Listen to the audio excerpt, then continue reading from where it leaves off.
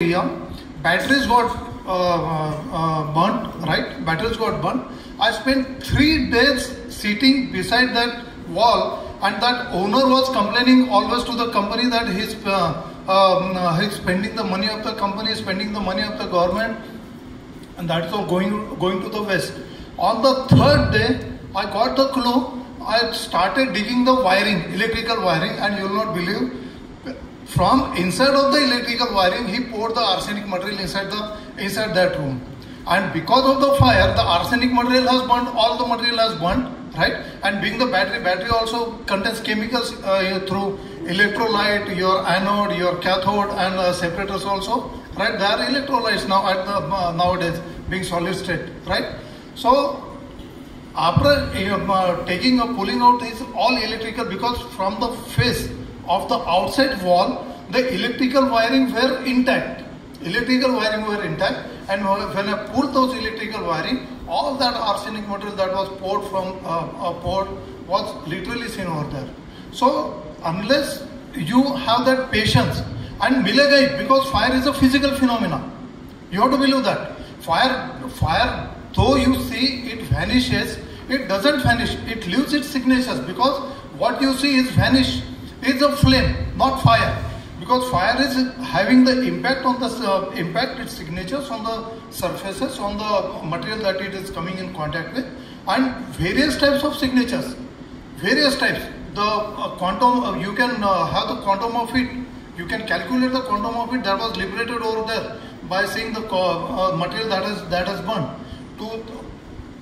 Through that only you lead to the main cause of fire, because in fire investigation we are doing nothing but to find the cause of fire and the circumstances in which the fire has taken place. It is not necessary that the cause of fire is genuine, so the loss is genuine. It is not necessary, because many times people after fire also they do the things, and prior to fire also maybe that looks natural, but maybe prior to fire also many people are there who are planning the things. They are planning the high voltage tension line also, because if suppose that area is prone for voltage fluctuation, they will break the switches, let the high voltage line come inside, and fire takes place. Fire have taken place like that also.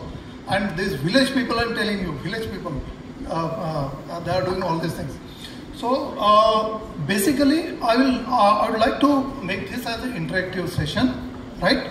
Because fire is a vast subject, very vast subject. It is not only technical, it is engineering also, but mostly it is common sense only. I'll say not only fire, but this investigation field, it is nothing but common sense. You apply your common sense. You don't need to have that hat and other thing like Madam said. You be a simple person, a simple layman in front of that particular person, the insured, right? And he will spill the beans, definitely. Let him think that you are a stupid person.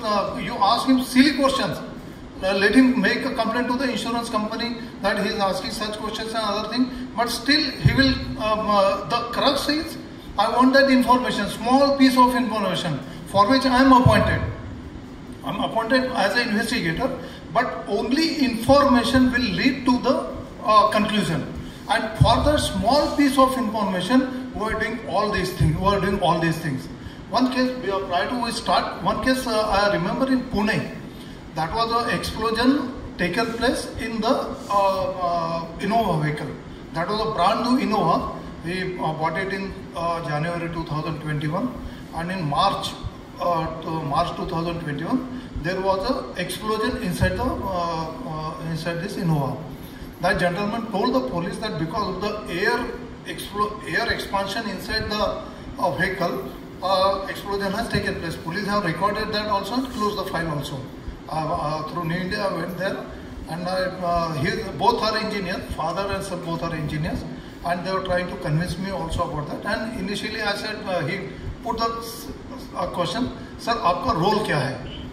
बोला यार कुछ भी नहीं, मैं आऊँगा, अपना देखूंगा, अपना ये बनाऊंगा. सर्वर जो है, server is the most important person. आपके इसमें मेरा ज़्यादा रोल नहीं रहता है.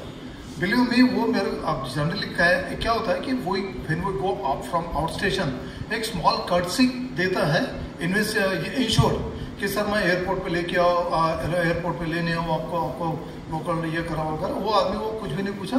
And that time was the corona time, government taxi वगैरह का प्रॉब्लम था। So I did not ask him for anything. वो मुझे कॉल किया। एक्चुअली पुणे में एक शोरूम में, टोयोटा के शोरूम में गाड़ी रखा था वर्कशॉप में, तो वहाँ पे actually he is suppose to be there prior to I go there. तो मैं जाने के बाद वो बंदा आया। मैं जाने के बाद जब उसको कॉल किया, हाँ सर मैं निकलता हूँ, मैं आया। मैं बोला ठीक है, नथिंग, कोई प्रॉब्लम नहीं, सब कुछ है किया। फिर बाद में वो इसमें है, वो मेंटल स्टेटस में कि ये बंदा ये कुछ भी नहीं है, इसका रिपोर्ट मेरा कोई इंपॉर्टेंट नहीं है, कोई काम का नहीं है, इसके लिए मैं इसको एंटरटेन नहीं करूंगा। He simply I made him to think like that, बराबर ना। तो इसमें क्या हुआ कि ही वाज सो कैजुअल। वो मुझे क्लाइंट की लिस्ट दिया, ये किया वो किया। हम यहाँ पे सुबह यहाँ पे गए थे, रत्नागिरी गए थे, रात हमने वहाँ पे बिताई, फिर वहाँ से आए हम। और हिज वर्क वाज रेफ्रिजरेशन में नाइट्रोजन सिलेंडर्स वगैरह आते हैं आपके। और जब एक्सप्लोजन हुआ है तो हाई प्रेशर तो तैयार हुआ ही है। ऊपर का छत आपका उड़ रहा है, साइड का पैनल उड़ रहा है, नीचे के अंदर के टायर आपको बाहर से दिखाई दे रहे, गाड़ी के अंदर से दिखाई दे रहे हैं, पर तो ट्रेमेंडस प्रेशर हैज जनरेटेड। और वो जो इंप्रेशन आया सिलेंडर का इंप्रेशन तो आप छुपा नहीं सकते हो। तो सिलेंडर का इंप्रेशन वगैरह सिर्फ सब कुछ किया। And they were literally arguing with me technically, बहुत निगेटिव लेवल पे गए थे हम लोग।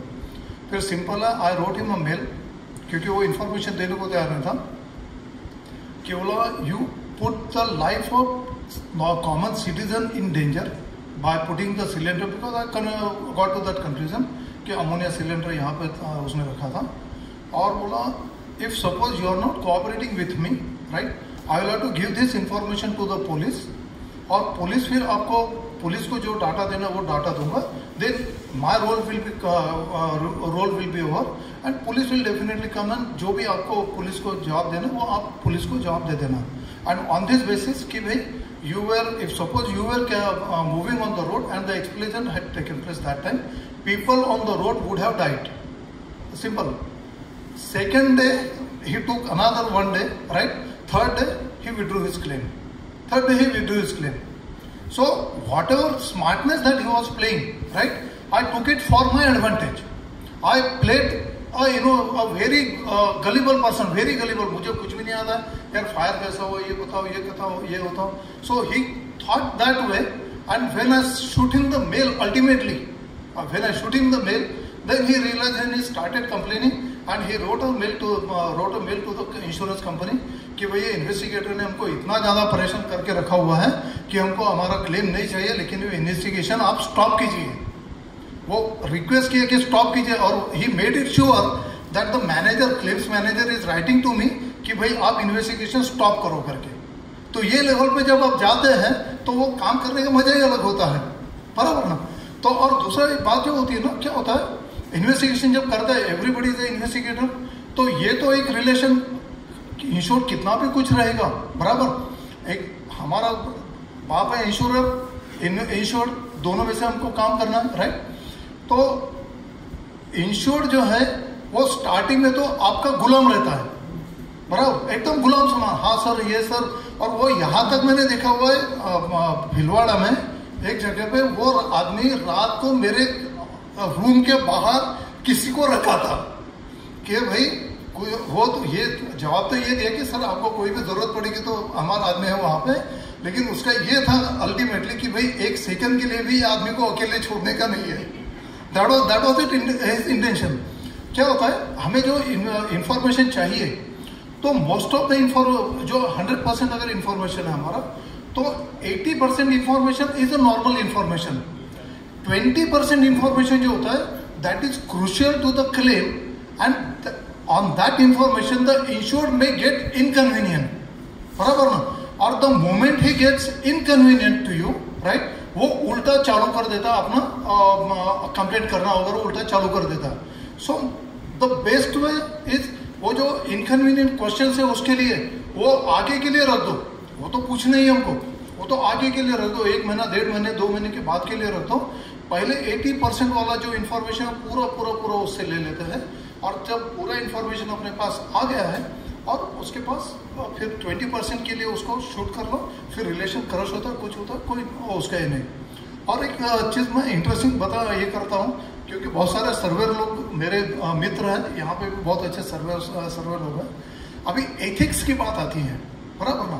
अब I am making this more Hindi English, क्योंकि मैं खुद और मेरे कुछ मित्र भी है जो हिंदी में सुनना पसंद करेंगे, बराबर ना। तो एथिक्स की बात जब आती है तो कैसा होता है कि सर्वेयर एज अ सर्वेयर जब जाता है, इंश्योर बोलता है चलो सर खाना खाने के लिए, तो सर नहीं, मैं अपना काम करूंगा, मैं निकल जाऊंगा, बराबर। बट एज ए इन्वेस्टिगेटर मैं ये उसका मुंह से ये सुनना चाहता हूँ कि सर शाम का खाना मेरे घर में खाइए। I never miss that opportunity, never never never. वो एथिक्स, ये एथिक्स जो एथिक्स है सर्वेयर के लिए, वो आपका प्रोफेशनल रिक्वायरमेंट है। उसके साथ जितना टाइम आप ज्यादा बिताओगे, इंश्योर्ड के साथ में जितना टाइम आप ज्यादा बिताओगे, उतना ज्यादा इंफॉर्मेशन उसके पास से आपके पास आएगा। और क्या होता है, आप आधा घंटे के लिए मिले, 1 घंटे के लिए मिले, तो एक फॉर्मल रिलेशन रह जाता है। फॉर्मल रिलेशन रहता है तो उसमें वो ओपन भी नहीं होता है। फिर एक जैसा 1.5, 2, 3 घंटा उसके साथ एक साथ बिता दिए आप लोगों ने, एक साथ बिता दिए, तो फिर उसके कॉल आते हैं, ये आते हैं, वो आते हैं। कॉल कितने वो रिफ्यूज करेगा, कॉल पे बात करता है, फिर ऐसा घुल मिल के जब जाता है तो पूरा उसके बारे में बहुत सारा इन्फॉर्मेशन, उसके नेचर के बारे में, उसके फैमिली के बारे में सब कुछ आता है। एक तो वैसे का केस ऐसा है, वो बंदा बता रहा था अपने, उसकी बीवी और उसके भाई की बीवी के झगड़े भी मुझे बता रहा था। इतना तक वो उसके घर में, जैसा मैडम बोलेगी, you have to be a cohesive thing, वो उसका बनने का, वो बंदे का बनने का, तो पूरा का पूरा इन्फॉर्मेशन। और सिंपल बन के जब आप हैट और ये गॉगल डाल के जाओगे तो डेफिनेटली करेगा। एक टी शर्ट डाल दो सिंपल। एक पुणे के इन्वेस्टिगेटर सर कौन थे पता, स्लीपर पे काम करते वो, स्लीपर पे, कि भाई वो इंश्योर्ड, वो कुछ भी समझे, वो एकदम गंदा समझे कि ये क्या है, वो बंदा एक उसको जो इंप्रेशन देना है, वो impression, that is because interpersonal skills they are most important, right. हम थोड़ा और बात करेंगे इसके बारे में। Short circuit particularly I would like to talk to you. अभी बेसिकली हम देखते हैं कि फायर है। अब फायर क्या होता है, फायर जब होता है, जब हम देखते हैं तो क्या देखते हैं हम लोग,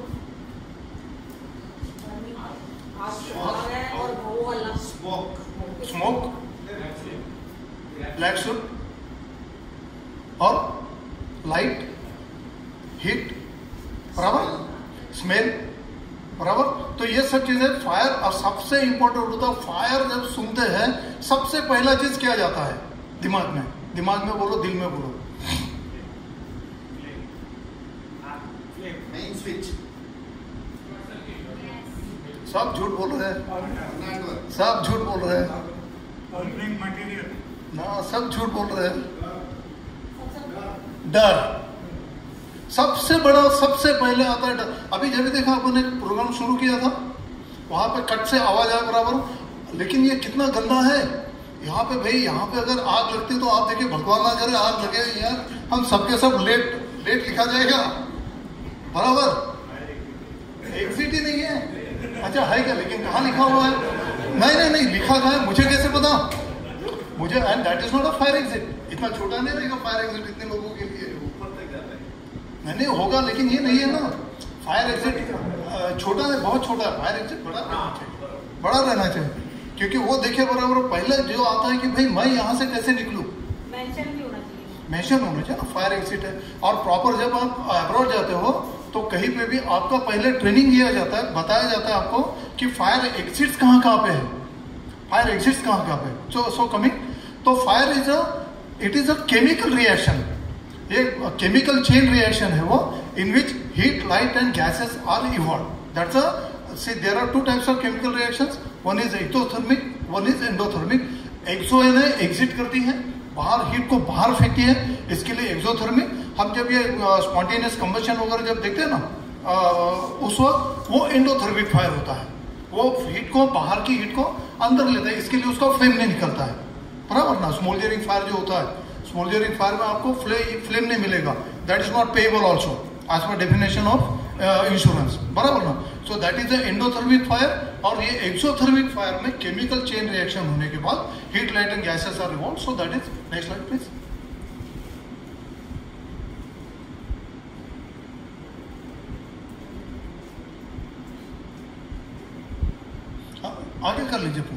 ट्रायंगल आने दीजिए।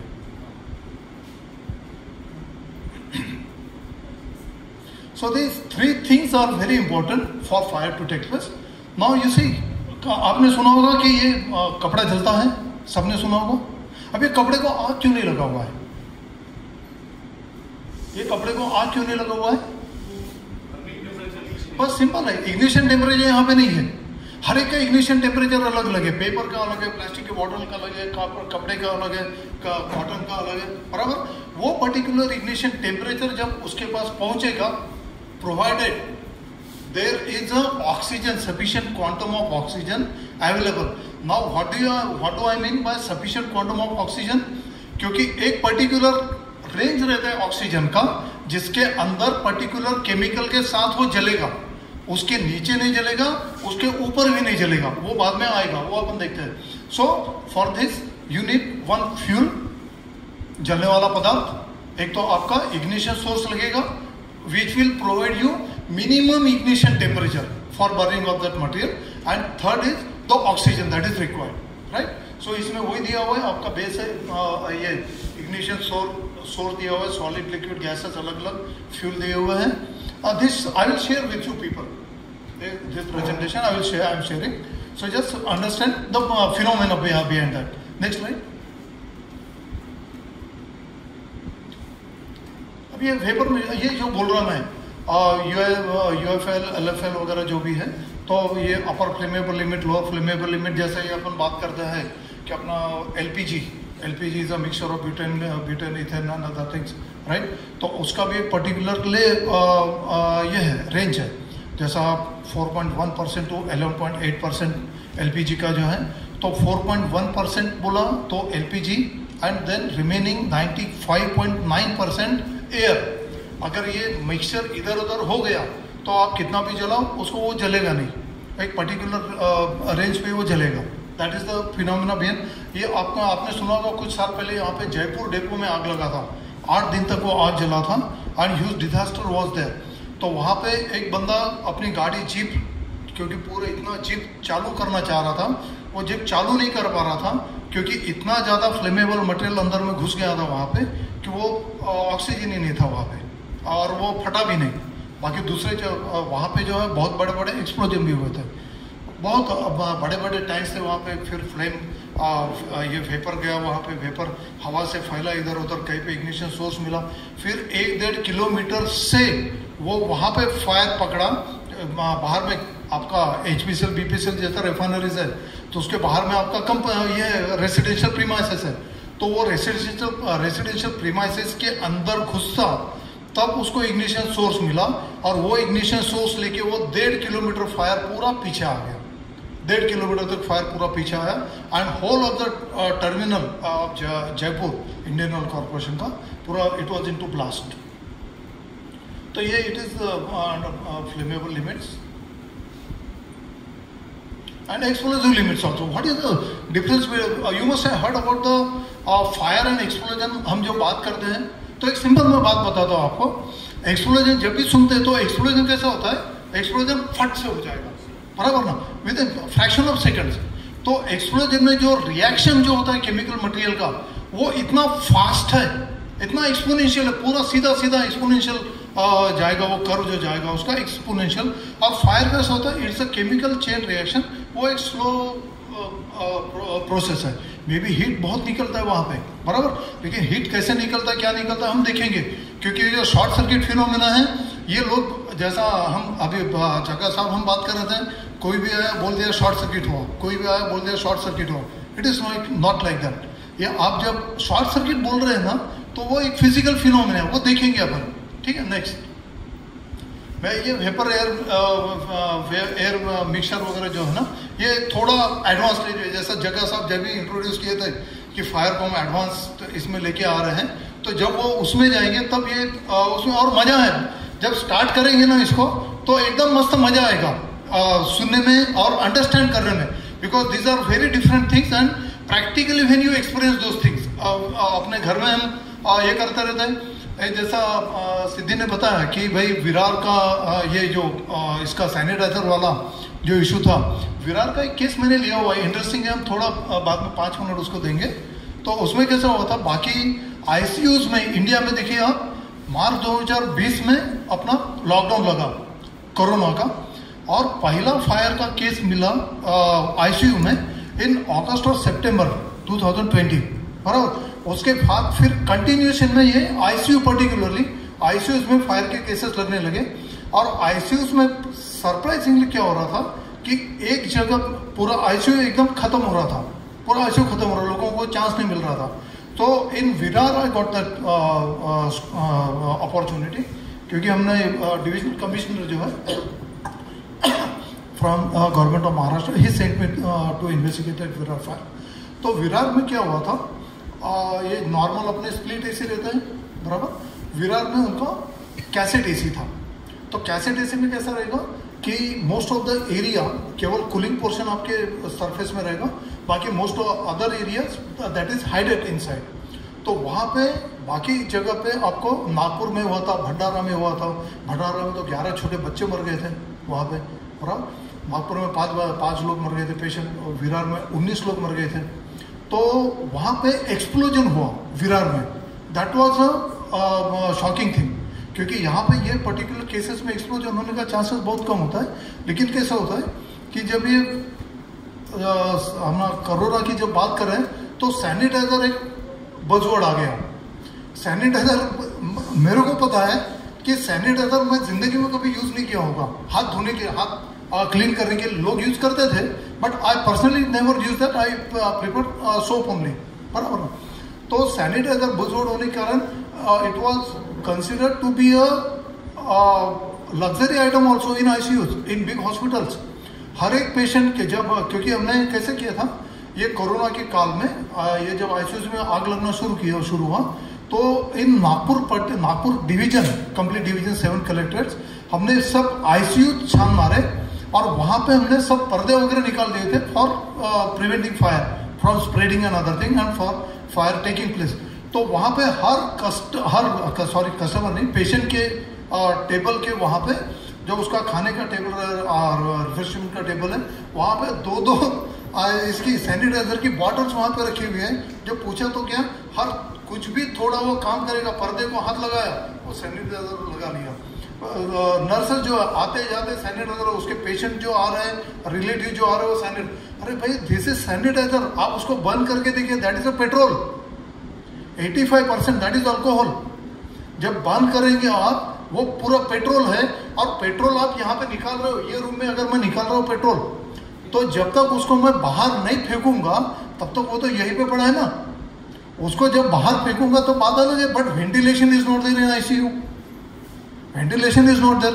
दूसरा बात क्या होता है, this alcohol it is heavier than air, heavier than air, तो वो सेटल होना चाहिए, बराबर सेटल होना चाहिए। लेकिन यू हैव गॉट फोर्स ये अपना पॉजिटिव प्रेशर इसका एयर कंडीशनर का, तो एयर कंडीशनर का पॉजिटिव प्रेशर जो हो रहा है, ये कैसा काम कर रहा है, ये हवा ले रहा है, ब्लोअर पे डाल रहा है, ब्लोअर को फेंक रहा है, फेंके बराबर उसके पास एनर्जी आ गई, एनर्जी आए बराबर, ये जो छोटे छोटे होल्स मिलते हैं इसके लाइट वगैरह बाकी ओपनिंग्स के, वहां से वो अंदर घुसता जा रहा 1.5-2 साल कंटिन्यूस ये प्रोसेस चलते रहा, right. Sufficient quantity was there inside. जब वहां पे अंदर में स्पार्क मिला तो पहले वो फट गया, वहां पे ऊपर में पूरा फाड़ दिया, फिर नीचे जैसा फ्लेम आया, तो नीचे तो आपको पूरा सब इथेनॉल पूरा इसमें भरा हुआ है, आईसीयू में भरा पड़ा हुआ है। इथेनॉल भरा पड़ा, एक कॉर्नर से दूसरे कॉर्नर में आग लगने को जा रही है, ये नहीं। और नर्स बता रहे थे मुझे, सर बोले ये 3 बंदे जो है, 3 बंदों को जो पोजीशन में मैंने सुलाया था, उनको सांस लेने में तकलीफ थी, कोरोना पीपल। एक को ऐसा सुला था, एक को ऐसा आड़ा, एक को ऐसा पीछे में सुलाया था। All those 3 people were in the same position, यानी एक सेकंड भी नहीं मिला उन लोगों को खुद को रेस्क्यू करने के लिए, खुद की जान बचाने के लिए, बराबर। वो इतना इम्पैक्टफुल था। फिर महाराष्ट्र में हमने महाराष्ट्र में पूरा जब आईसीयू के पर्दे जो होते हैं एक लग्जरी आइटम है, लेकिन ये इथेनॉल पर्दों के ऊपर चिपक के बैठता है। पर्दे आर फ्लेम प्रूफ, वो फ्लेम प्रूफ है, उसको आग लगा तो जलेगा नहीं, बराबर। लेकिन जब ये इथेनॉल वहां पे बैठ रहा है तो पर्दा पूरा आपको कवर कर रहा है पेशेंट को विदाउट पर्दा उसको चांस है बचने का, लेकिन पर्दे के साथ वो तो बंदा मर ही रहा है वैसा, बराबर।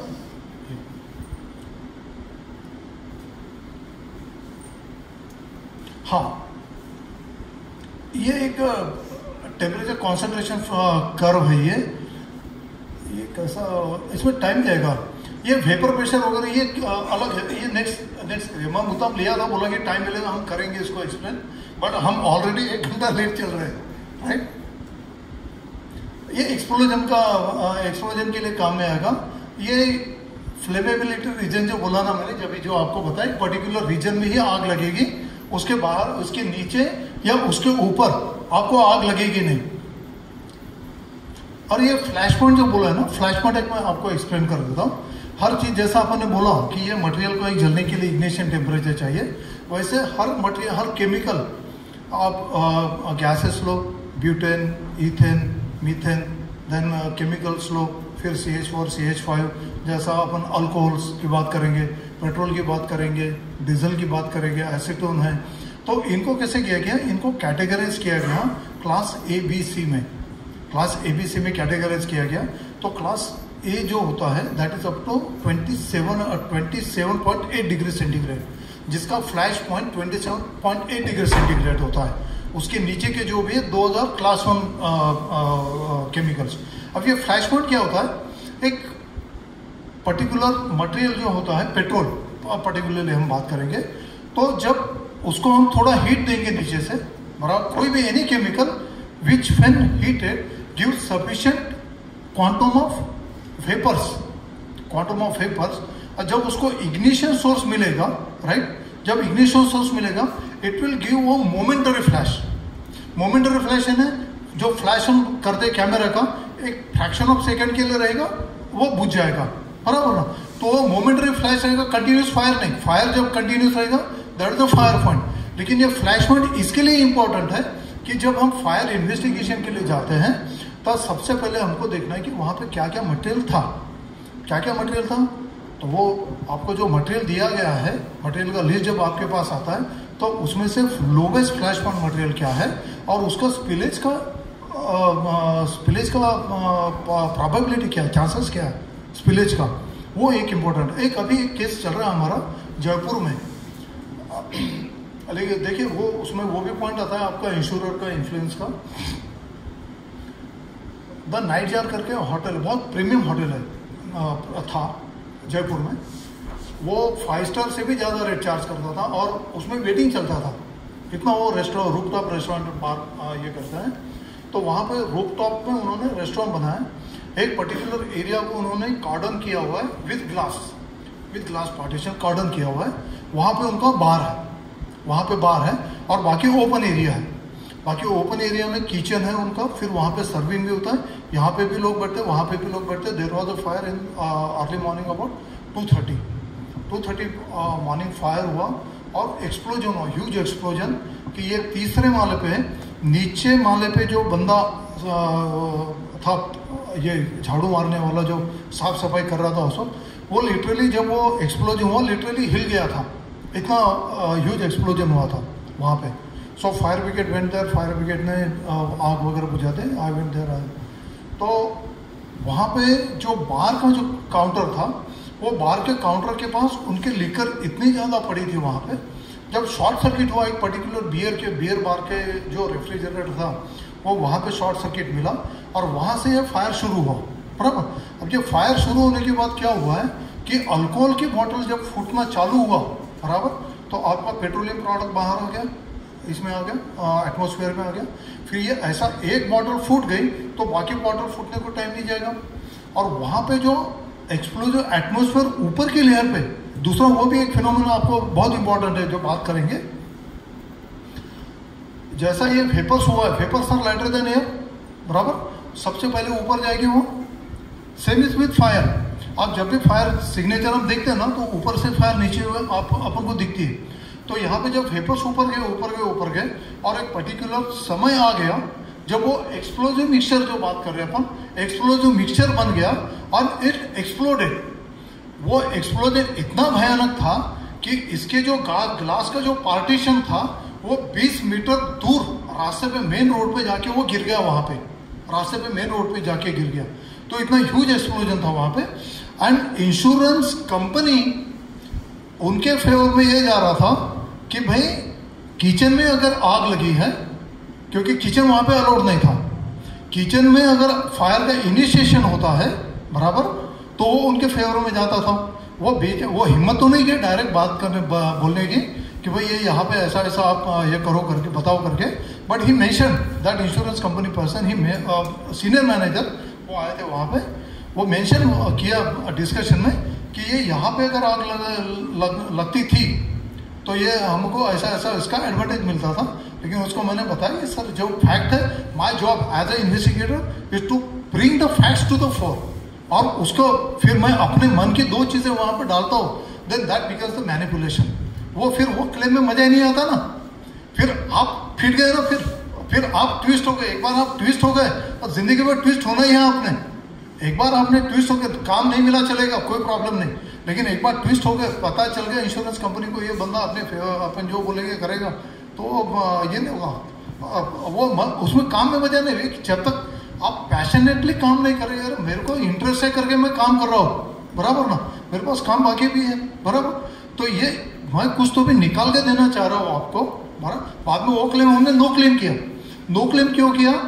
क्योंकि वो ये एक्साइज डिपार्टमेंट जो इनको एनओसी देती है, इनको लाइसेंस देती है, एनओसी तो फायर ब्रिगेड देती है, उन लोगों को भी उनका जो UDH urban development and housing, ये डिपार्टमेंट का जॉइंट सेक्रेटरी का एक नोटिफिकेशन निकला था कि टॉप मोस्ट फ्लोर पे अगर आपका बार आता है, ये राइट रेस्टोरेंट आता है, so that at the same level on the highest uppermost floor और above at the split level, तो वो आपका रूफटॉप बार माना जाएगा, रूफटॉप रेस्टोरेंट माना जाएगा। एंड फॉर रूफटॉप रेस्टोरेंट आपको फायर ब्रिगेड का स्पेशल एनओसी चाहिए बराबर।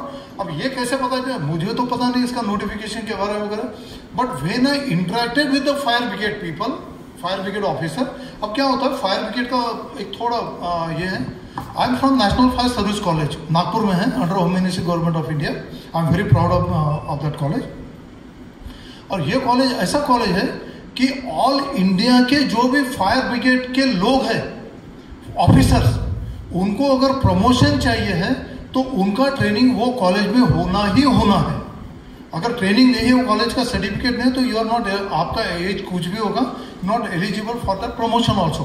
तो क्या होता है, एक ये जो अल्मा मैटर का फीलिंग होता है, हम एक ही कॉलेज के हैं, तो कहीं पे भी जाओ बोल दो उनको कि हम for national fire service college ये बैच का हूँ मैं वगैरह, तो एक फैमिली टाइप रिलेशन हो जाता है। और वो फायर ऑफिसर जो मैं बता रहा हूँ आपको, इतनी ज्यादा इंफॉर्मेशन मेरे को दे दिया। एक्चुअली वो जो इंफॉर्मेशन दिया उसमें उसके भी हाथ नीचे दब रहे थे, क्योंकि उसने पैसा खाया हुआ था उसमें। वो बता रहा था मेरे को कि सर ये आए थे मेरे पास, उनका बिल हमने कम करने की बात की, हम बोले थे कि नहीं करते करके, तो उनको फिर हमको बिल माफ करना पड़ा था। वो फायर ऑफिसर वो दिमाग में लेके चला था कि इसने मेरे से बिल लिया था, बिल लाया था मेरे सामने, वो ईगो लाया था, इसके लिए वो उसके निगेटिव में था। लेकिन वो बात करते उसने जो फाइल बताई मेरे को, उसकी फाइल बताई, तो वो फाइल में एक नोटिफिकेशन दिखा मेरे को गवर्नमेंट का, और वो नोटिफिकेशन का फोटो निकाल के लिए फिर नेट से नोटिफिकेशन डाउनलोड किया, तो वहां पे लिखा था कि अपर मोस्ट फ्लोर पे अगर कोई है तो रूफटॉप रेस्टोरेंट है। और इन लोगों ने एक्साइज डिपार्टमेंट को वगैरह इतना कन्विंस कर चुके थे कि ours is not a rooftop restaurant, और उस बेसिस पे वो क्लेम को हम निगेट करें। तो बराबर, लेकिन कमला मिल में पॉलिटिक्स भी बाद में ज्यादा चला ना। कमला मिल में एक सिंपल पर्दे से तो चालू हुआ था वफा, और कमला मिल के बाद ऐसे कि 200 लोग मर रहे थे वहां पे, 17 लोगों पे बात निकल गई बराबर, 200 लोग ना। जैसा अपन ने बताया कि ये इवैक्यूएशन रूट है, किसको पता नहीं है। कमला मिल में भी सेम हुआ था बॉम्बे में, जब रूफटॉप में आग लगी थी वहां पे, किसी को जब वो ये लॉक करके चला गया था, चेन वाला चेन डाल के गया था, लोग वहां पे रेस्क्यू इवैक्यूएशन रूट के पास फंसे हुए पूरे। और अगर और 5-10 मिनट होते थे, 5-10 मिनट बहुत ज्यादा बात कर रहा हूं मैं, because in fire you count in fraction of seconds. ये फायर यहाँ से वहां तक जाने के लिए 2 सेकंड में 2, 4, 10 सेकंड भी नहीं जाएगा, इतना फास्ट चलती है वो, क्योंकि एक छोटे से नहीं आते फायर ऐसे पूरी फैलते हुए आएगी वहां तक जो जाएगी, फैलते हुए जाएगी। तो कमला मिल में 200 लोगों का जान बच गया वो एक बंदे के कारण, जो आया सिक्योरिटी गार्ड बाद में वो। तो एक ये इंश्योरेंस कंपनी का हमेशा, क्योंकि they are the business people, तो हमेशा उनको वो रहता है कि कहीं भी गलती मिलेगी। एक तो बैटरी का देखा मैंने, बैटरी के नीचे की प्लेट उसने डाली नहीं थी, वो मैंने इन्वेस्टिगेशन कंपनी को बताया कि भाई इसने ये प्लेट डाली नहीं है करके, तो उस बेसिस पे उसने क्लेम रेपुटेट किया था। ये बहुत गलत हो रहा है एक्चुअली, बोलना नहीं चाहिए। Something few things are happening very really wrong in this insurance sector from the insurer side also. Insure तो मास्टर रहता है ये सब चीज़ें करने में, ठीक है प्लीज। हाँ बिल्कुल, वो बता रहे थे ना हमारे मित्र कि हम स्ट्रिक्ट है क्योंकि इंश्योरेंस कंपनी हमको धमकी भी देती है, हमको हम आपको ब्लैकलिस्ट कर देंगे करके। बट ये चलेगा नहीं, क्योंकि एक बार आपने हाथ अपने गंदे कर दिए, राइट, तो वो आप संभल ही नहीं पाओगे, ऊपर उठ ही नहीं पाओगे। मतलब नहीं, एक बार स्ट्रिक्ट मैसेज चला गया उनके पास कि भाई नहीं ये बंदा ये काम नहीं करेगा, तो वो एक तो आपको क्लेम देंगे नहीं बराबर, या तो फिर जब सीनियर बंदे को बताएं कि आप इस तरीके के आदमी हो तो फिर कुछ भी हो जाए, वो सीनियर बंदे के पास जब फाइल जाते हैं वो बोलता है नहीं यहाँ पे इसी को अपॉइंट करो, वो एकदम वो, क्योंकि आपका इमेज ही काम करता है आगे में।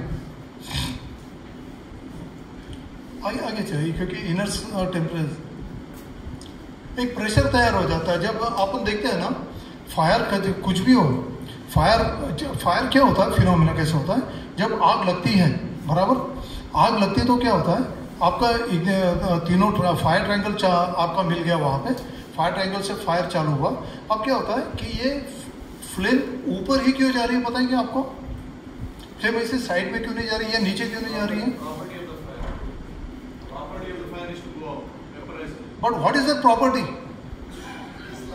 How it is going up? It is lighter than air. Simple. Why it is lighter than air?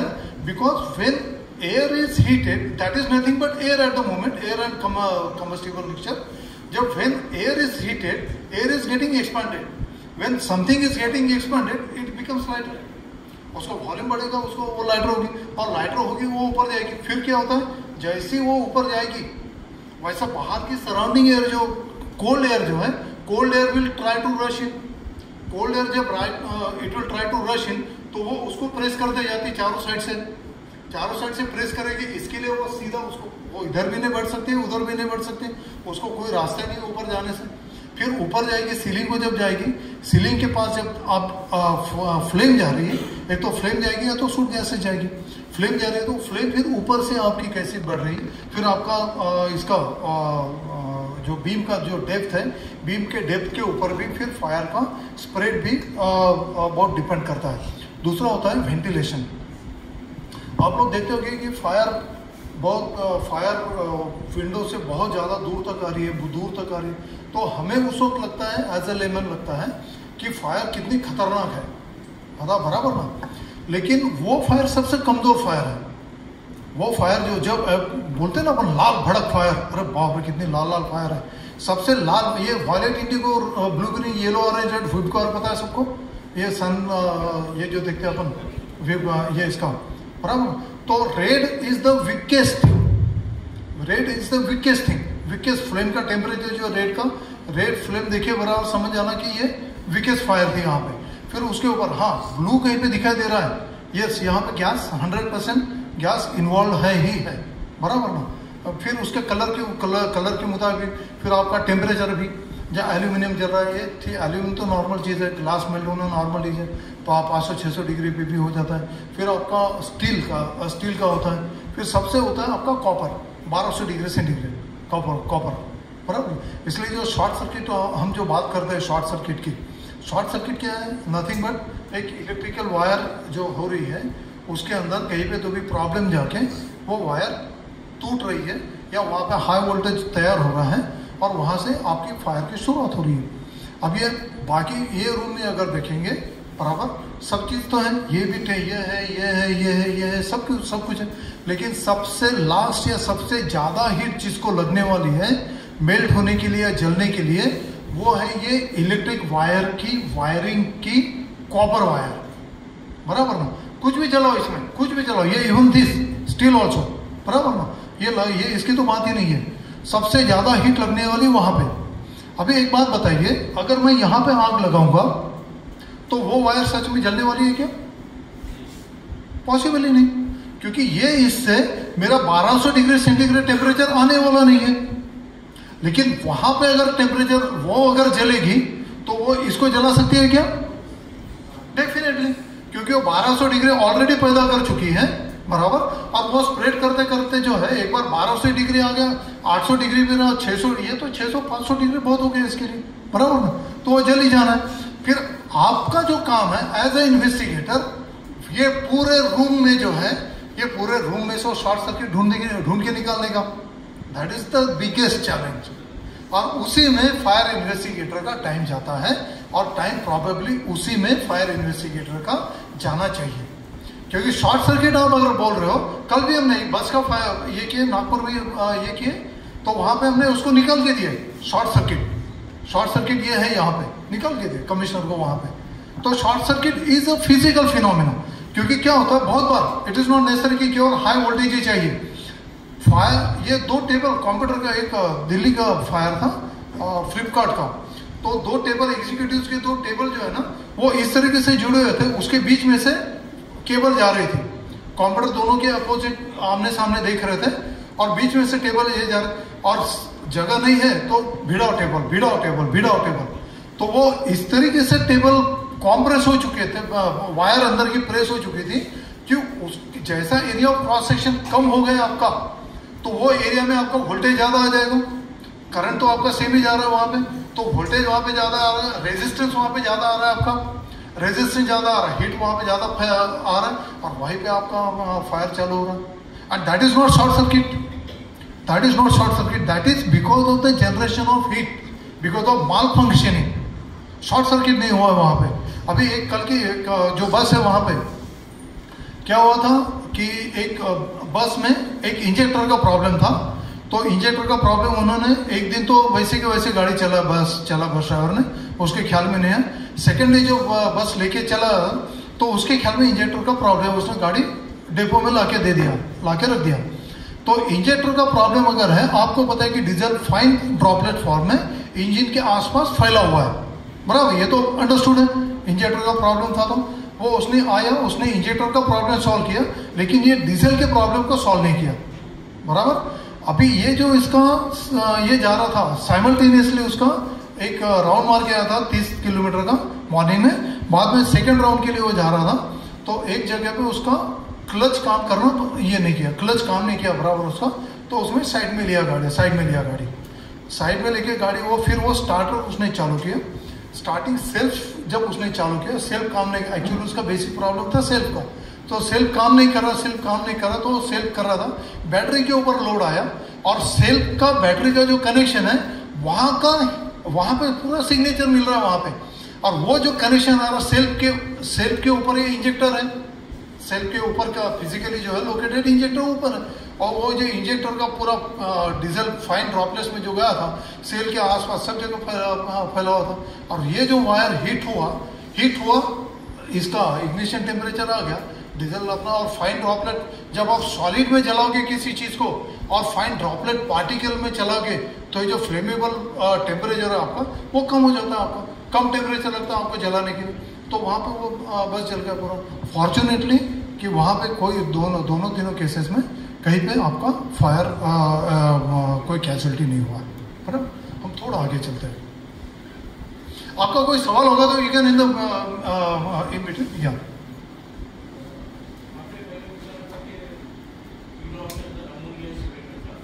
हाँ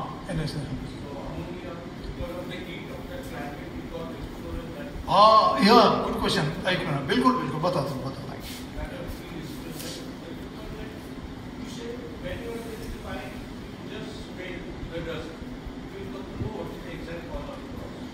स्मेल,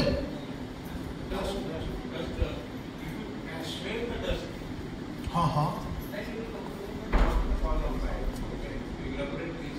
नहीं, मैं क्या बोला, मैं बोला कि डस्ट स्मेल के कारण fire,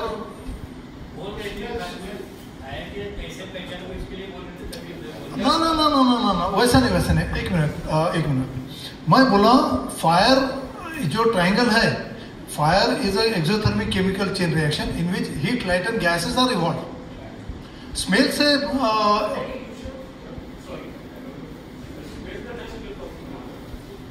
smell the dust and come to know the fire.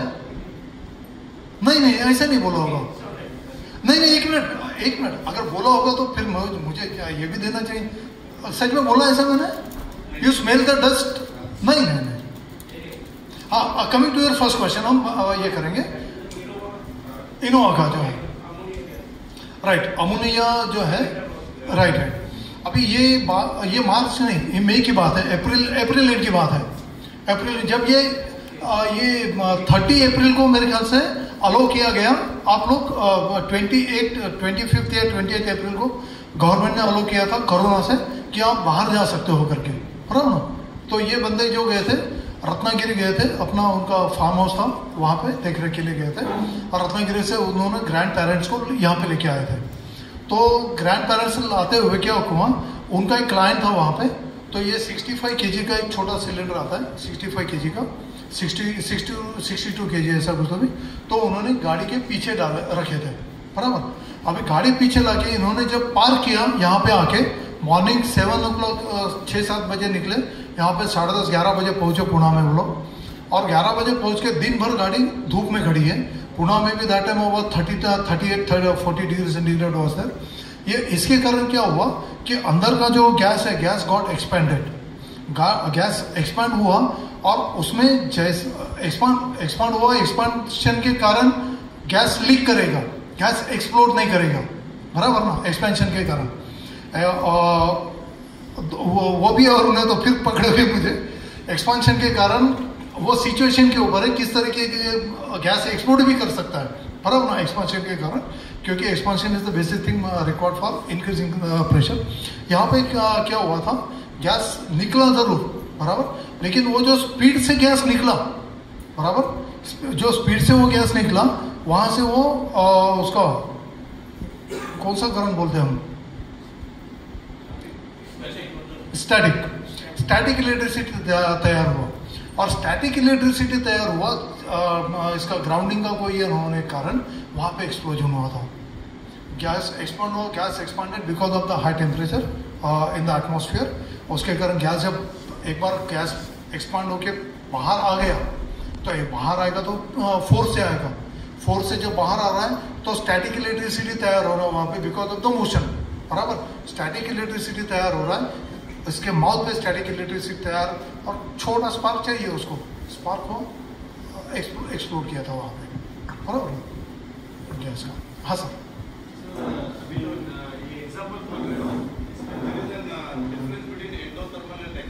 हाँ जी, एक्सोथर्मिक,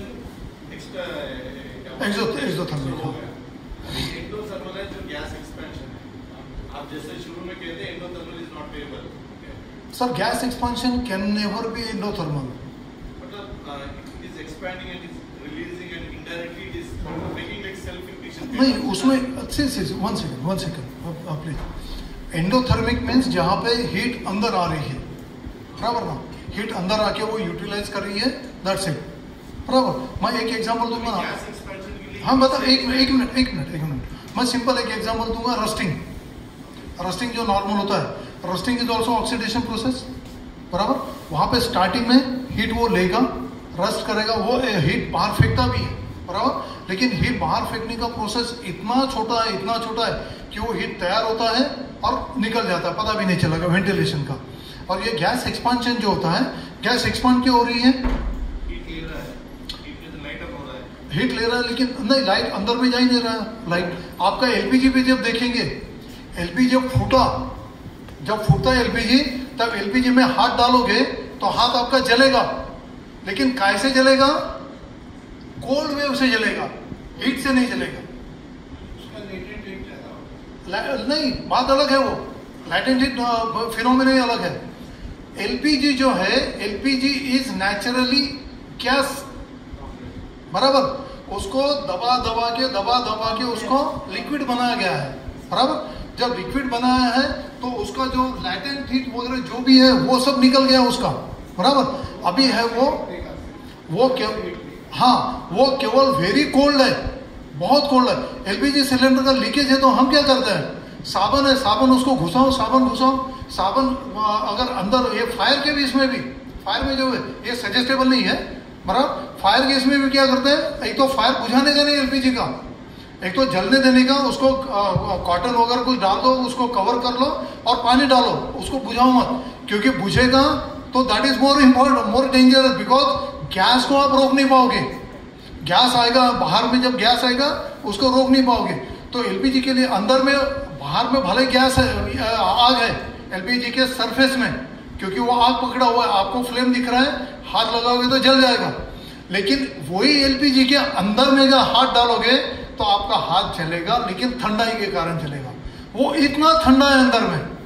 तो ये क्या, साबुन जो है ना, साबुन गीला करके डाल दो अंदर में, अंदर जाके वो साबुन जो है, साबुन सॉलिडिफाई बन जाता है, उसको रोक लेता है, लीकेज को रोक लेता है, और वो आपका ये जो है जलेगा, पूरा जलेगा, लेकिन पूरा ले लेता है। पेट्रोल हाथ में डालो, पेट्रोल हाथ में डालो, ठंडा लगता है, क्यों लगता है? Because your hand body is operating as a LPG stove, क्योंकि ये तो 26-27 डिग्री पे बॉयल हो रहा है, आपका है कितना, बराबर ना, उससे ज्यादा है। तो जैसे ये डालेंगे यहाँ पे, वो इवेपोरेट हो रहा है। इवेपोरेट क्यों हो रहा है? क्योंकि वो बॉयल हो रहा है बॉडी के ऊपर,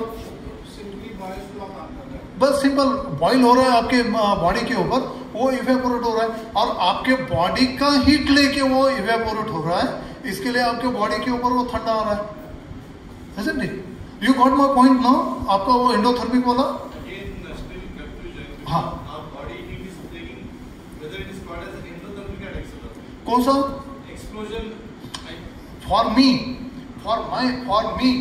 as a human being it is endothermic, for this petrol that is exothermic because it is absorbing heat।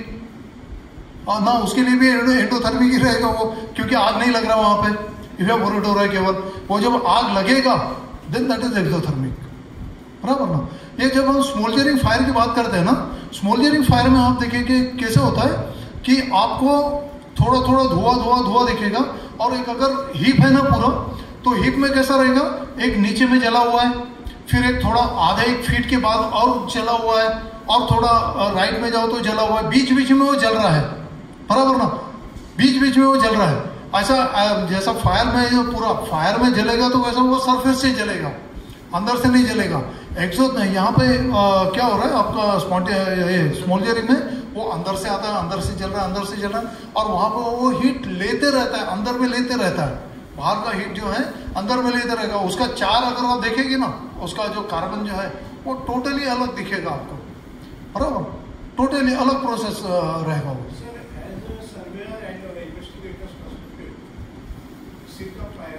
हाँ, एक मिसकंसेप्शन ऐसा होता है कि सबसे ज्यादा जहाँ पे धुआं दिखता है तो लोग समझते हैं कि ये ओरिजिन ऑफ फायर है, बट एक्चुअल में वो नहीं होता है। सीट ऑफ फायर और कहीं होता है, वो तो एग्जिट पॉइंट होता है। तो उस पर थोड़ा आप इनोग्रेट कीजिए कि जब सर्वे वहाँ जाता है, इन्वेस्टिगेटर वहाँ जाता है, तो उसको उस पॉइंट पे कैसा पहचानना चाहिए कि सीट ऑफ फायर कैसा है, एग्जिट पॉइंट कैसा है, फायर का ट्रांजिट कैसे हुआ है, तो उस पर जरा आप नेक्स्ट पॉइंट है, अभी बहुत सारे इंश्योरेंस कंपनी में डिक्लाइन लिस्ट आ गए हैं, जैसा कि plastic, plywood, pet factory, this are the decline list. Insurance company without inspection they never take the insurance. बराबर। रिपोर्ट में जो है फ्लैश पॉइंट ऑफ दैट, जो मटेरियल वहाँ पर यूज होता है उसका फ्लैश पॉइंट बताना पड़ता है। रिस्क इंस्पेक्शन आपने जो बताया ABC, ये हमको लिखना पड़ता है, जैसे कि प्लाईवुड रहेगा उसका फ्लैश पॉइंट क्या रहेगा, पेट रहेगा, प्लाईवुड में फ्लैश पॉइंट नहीं रहेगा। वो बोलना पड़ता है। हाँ, उसका है ये ABC जो है ना, हाँ, थोड़ा सा इसको इलैबोरेट करके बहुत इंपॉर्टेंट है, डिक्लाइन इसके लिए बहुत ओके ओके ठीक है। पहले मैं जगह साहब का लिस्ट होता है, इसका फ्लैश पॉइंट बताते हैं कि ये A category, B category, C category. नहीं, ये जो ABC है ना, ये यूनिवर्सल है, पूरी दुनिया में है, बराबर। एक मिनट, या जग्गा साहब का एक ये है सवाल है कि भाई ये हम सर्वेयर या इन्वेस्टिगेटर हम जो जाते हैं, तो जहाँ पे सर ने शब्द यूज किया है स्मोक, मैं शब्द यूज करूँगा इम्पैक्ट ऑफ हीट, बराबर ना। जहाँ पे लोगों का कहना होता है कि भाई यहाँ पे जहाँ पे इम्पैक्ट ऑफ हीट ज़्यादा है, बराबर, वहाँ पे ये आग यहाँ पे शुरुआत हुआ है, बराबर। लेकिन अभी ये कैसा होता है कि जैसा मैंने बताया कि अगर आपका शॉर्ट सर्किट है तो that is through electrical circuiting and copper wire, बराबर। तो कॉपर में जहाँ पे डेफिनेटली 1200 डिग्री सेंटीग्रेड तैयार हो रहा है तो वहाँ पे definitely impact of heat is also more. जो हीट बाहर निकल रहा है, जहाँ पे हीट पैदा हो रहा है 1200 डिग्री सेंटीग्रेड, वहाँ पे 1200 हो रहा है, यहाँ पे 800 तैयार हो रहा है, बराबर। तो सराउंडिंग में इसका इम्पैक्ट कहाँ पे ज़्यादा रहेगा? जहाँ पे 1200 डिग्री तैयार हुआ है, बराबर। दूसरा होता है, ये तो एक ये हो गई। अभी जब हम घूमते हैं, बराबर, तो एरिया तो प्रीमाइसेस तो सेम ही है, प्रीमाइसेस सेम है, बराबर। कहीं कहीं पे मैं स्कैल्पिंग की बात देता हूँ, इसका रूफ का जो प्लास्टर होता है, बहुत सारी जगह पे रूफ का प्लास्टर आपको निकला हुआ दिखाई देता है, कहीं पे केवल प्लास्टर का पेंट गया हुआ दिखाई देता है, और कहीं पे प्लास्टर के इसके सीमेंट जो है मेन जो है उसके ऊपर भी इम्पैक्ट आपको दिखाई देता है, बराबर। So now then your study comes कि आपने जो देखना है कि भाई यहाँ पे नीचे में क्या क्या मटेरियल रखा हुआ है, ये यहाँ पे आग इग्निशन तैयार होने का चांस कितना है, बराबर। यहाँ पे क्योंकि देखो वहाँ पे अगर इतना इम्पैक्ट हो रहा है तो डेफिनेटली उसके नीचे जब तक उतना मटेरियल नहीं होगा तो डेफिनेटली वो वहाँ पे उतना इम्पैक्ट नहीं करेगा। वहाँ पे क्या, यहाँ पे क्यों नहीं किया उसने वो इम्पैक्ट, बराबर। Because there was something which was, because I told you fire is a physical phenomena. वो वहाँ पे मन का या एजम्पशन का या इधर से आया उधर से आया कुछ भी नहीं है, that is pure arithmetic calculation. ये मटेरियल है, इसका किलो कैलोरी वैल्यू इतना है, इसका फायर लोड इतना है, इससे इतना हीट निकलने वाला है। ओनली वेरीज कैसे होता है, इसका फायर का करंट कैसे तैयार हुआ, हीट वेव कैसा तैयार हुआ, अंदर में वेंटिलेशन, एक वेंटिलेशन बहुत इंपॉर्टेंट इशू होता है इसमें, फायर इन्वेस्टिगेशन या फायर फाइटिंग में भी। तो ये हवा इसको कैसा मिला, इसको किस तरीके से ये प्रोपेगेट किया, कैसे ये किया, तो उसके लिए सिंपल है, नथिंग डूइंग, कुछ भी नहीं। मेरे पास इलेक्ट्रॉनिक कैमरा है आज, बराबर, और मैं साइट पे बार बार जा नहीं सकता। जहाँ पे ये सर्वेयर लोग 5-10 फोटोग्राफ लेते हैं, मैं यहाँ पे कम से कम 100 फोटोग्राफ लूंगा। क्योंकि सर्वेयर का काम कैसे होता है, वो काम उसका एक एस्टेब्लिश प्रैक्टिस है सर्वेयर का, ये है उसका काम, मेन काम है उसका लॉस को एसेस करना, लॉस को एसेस करना। उसके लिए उसका मैक्सिमम काम उनके ऑफिस में होता है। वेयरएज एज ए इन्वेस्टिगेटर मेरा काम है फील्ड में जाके ये इन्वेस्टिगेट करना कि भाई ये क्लेम सच में पेएबल है या नहीं। क्योंकि जैसा बहुत बार होता है, बहुत लोगों ने कंप्लेंट भी किया कि भाई सर्वेयर मेरा रिपोर्ट मांग रहा है। अरे वो मांगेगा ही मांगेगा, क्योंकि वो surveyor when investigator enters, investigator her case में नहीं आता है, बराबर।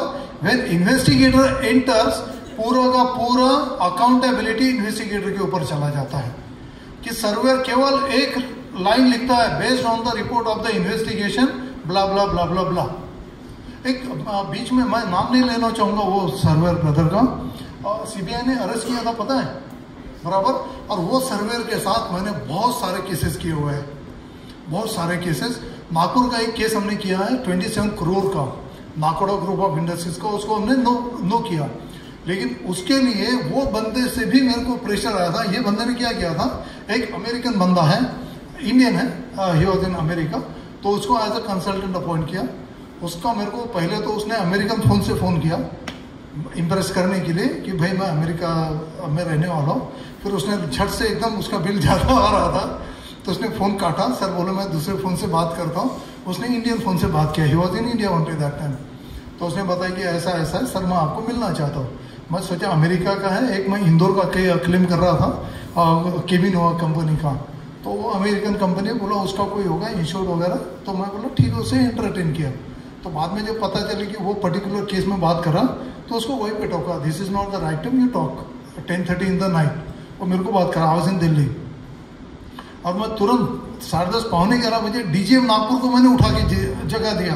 सर बोला ऐसा ऐसा फोन आया, दिमाग में रखने का ही नहीं, सर ऐसा ऐसा फोन आया था, ये ऐसे ऐसे बंदे का, ये बंदा ऐसा इन्फ्लुएंस करने का कोशिश कर रहा है। और उसके ड्राइवर को मैंने ये कर लिया था, पैसा देके उसको मैंने मैनेज कर लिया था, इसके ये इंश्योर के ड्राइवर को। तो ये बंदा उसको मैंने एंटरटेन नहीं किया, ये नहीं किया। फिर मेरे को एक बार ये बंदे का फ़ोन आया था बॉम्बे से, अपना सर्वेयर का। बोले नीलेश भाई, बोले मेरे ऊपर शिवसेना का बहुत बड़ा प्रेशर है, बोले शिवसेना का बहुत बड़ा प्रेशर है, आप ये बंदे को थोड़ा एक बार मिल लो।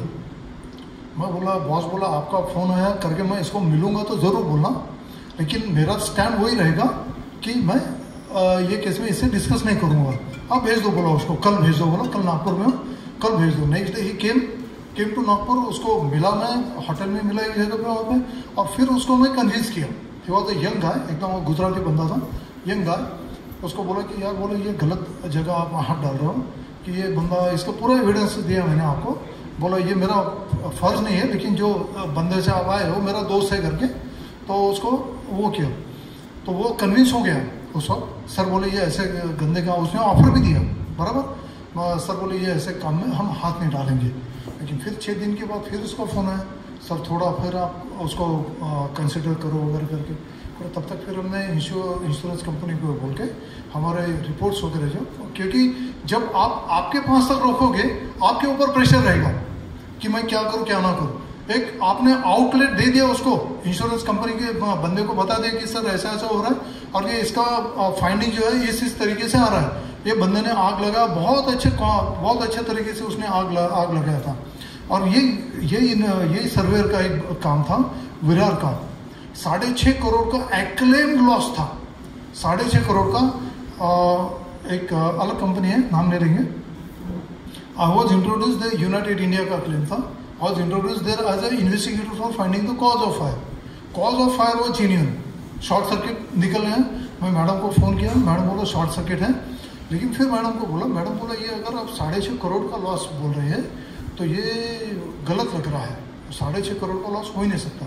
तो वो लिटरली इतने एक्साइट हो गए, बोले आप इसको कर सकते हो क्या? मैं बिल्कुल, बैकवर्ड इंटीग्रेशन से इसको 15-20% में आपको हम दिला देते हैं, कितना लॉस हुआ क्या हुआ। और सबसे बढ़िया सोर्स आपका कौन सा होता है? ये लेबर्स, बराबर ना। तो वो इंश्योर को बोला मैंने कि भाई बोला मेरे को ये थोड़ा काम करना है, यहाँ पे 3 दिन काम करना है। और ये बोला मैंने, जो ईश्वर ने बीवी को बताया था, उसकी बीवी और उसके भाई के बीवी के झगड़े के बारे में बता रहा था। हाँ, तो गुड पर्सन एक्चुअली। तो वो मेरे को उसको बोला कि मेरे को लेबर लगेंगे, 6 लेबर दे दो, मैं 3 दिन काम करना है मुझे। तो हमने काम चालू किया। तो उसको बोला कि मैं केवल जब आपको लंच वगैरह जो भी मांगूंगा उसके लिए आपका आदमी यहाँ पे मेरे को चाहिए, बाकी अदर देन मेरे को बंदा चाहिए ही नहीं आपका यहाँ पे कोई। तो हमने काम किया। और लेबर के साथ वाला जो काम होता है ना, जो मैडम ने सुबह बहुत अच्छे से हाईलाइट किया था कि भाई आप जब मिल खुल जाते हो ना बराबर, आपका काम इतना आसान हो जाता है कमाल के बाद। ये खत्म करने के पहले एक दूसरा मैं बैंगलोर का बात बताता हूँ। लिवाइस का 85 करोड़ का लॉस था, 85 करोड़ का लॉस था। जब मेरे को ये किया, मेरे को एक यूके की कंपनी ने मुझे अपॉइंट किया। यूके की कंपनी ने लिवाइस को बताया कि ये हमारा एम्प्लॉय है, और लिवाइस सिंगापुर इंडियन ऑपरेशन को बता रही है कि ये लिवाइस सिंगापुर ऑफिस से ये स्पेशल टीम वाला बंदा आ रहा है, क्योंकि ओनली लिवाइस प्रेसिडेंट जो था इंडिया का उसको पता था मैं यूके के कंपनी का बंदा हूँ करके। इस तरीके से आपस में इनका घुलमिल चल रहा था। मैं उनको एक ही बोला कि वो पर्टिकुलर दिन में जो सिक्योरिटी गार्ड काम कर रहे थे बराबर, उनका जब मॉर्निंग शिफ्ट आएगा, चेंज करने का नहीं, मॉर्निंग शिफ्ट चेंज नहीं करने का, उनका जिस दिन मॉर्निंग शिफ्ट रहेगा बराबर, उस दिन वो दिन मेरे को बताइए बराबर। मैं मस्त बिल्कुल ऐसे सफ़ेद कपड़ा, सफ़ेद शर्ट वगैरह था। एयरपोर्ट से डायरेक्ट वहाँ पे गया टैक्सी लेके, कोई इंश्योर का बंदा नहीं, और डायरेक्ट जाके इनको कोई बातचीत नहीं किया, उन लोगों से कोई बातचीत नहीं किया, और डायरेक्ट जाके फायर साइट पे काम करना चालू किया। डायरेक्ट जाके अपने कपड़े मेरे गंदे हो गए, पूरे गंदे हो गए। फिर एक को बोला यार, बोला थोड़ा पानी पिला दो बराबर, पानी पिलाओ, फिर यहाँ पे चाय कहाँ मिलती है वगैरह, इस टाइप से वो बंदों से थोड़ा एक ये हो गया। वो भी देख रहे कि 3-4 घंटे से अकेला आदमी काम कर रहा है, ये कर रहा है वो कर रहा है। तो वो भी पास आना चालू हो गया, पास आना चालू हो गया। जैसा पास आना चालू हो गया, इंफॉर्मेशन का फ्लो होना चालू हो गया, पूरा इंफॉर्मेशन मेरे को निकलना चालू हुआ। सर उस दिन ये ऐसा होता है। फिर वो बंदे को मैंने पकड़ा जिसने आग लगाया था, बोला तू ये क्यों किया था? तो रीजन क्या था, उसके सुपरवाइजर ने उसको सबके आगे डांटा था, उसकी बेइज्जती किया था, और वो खुन्नस खाके था सुपरवाइजर पे। और उसने कंपनी के इसको माल को आग लगाया।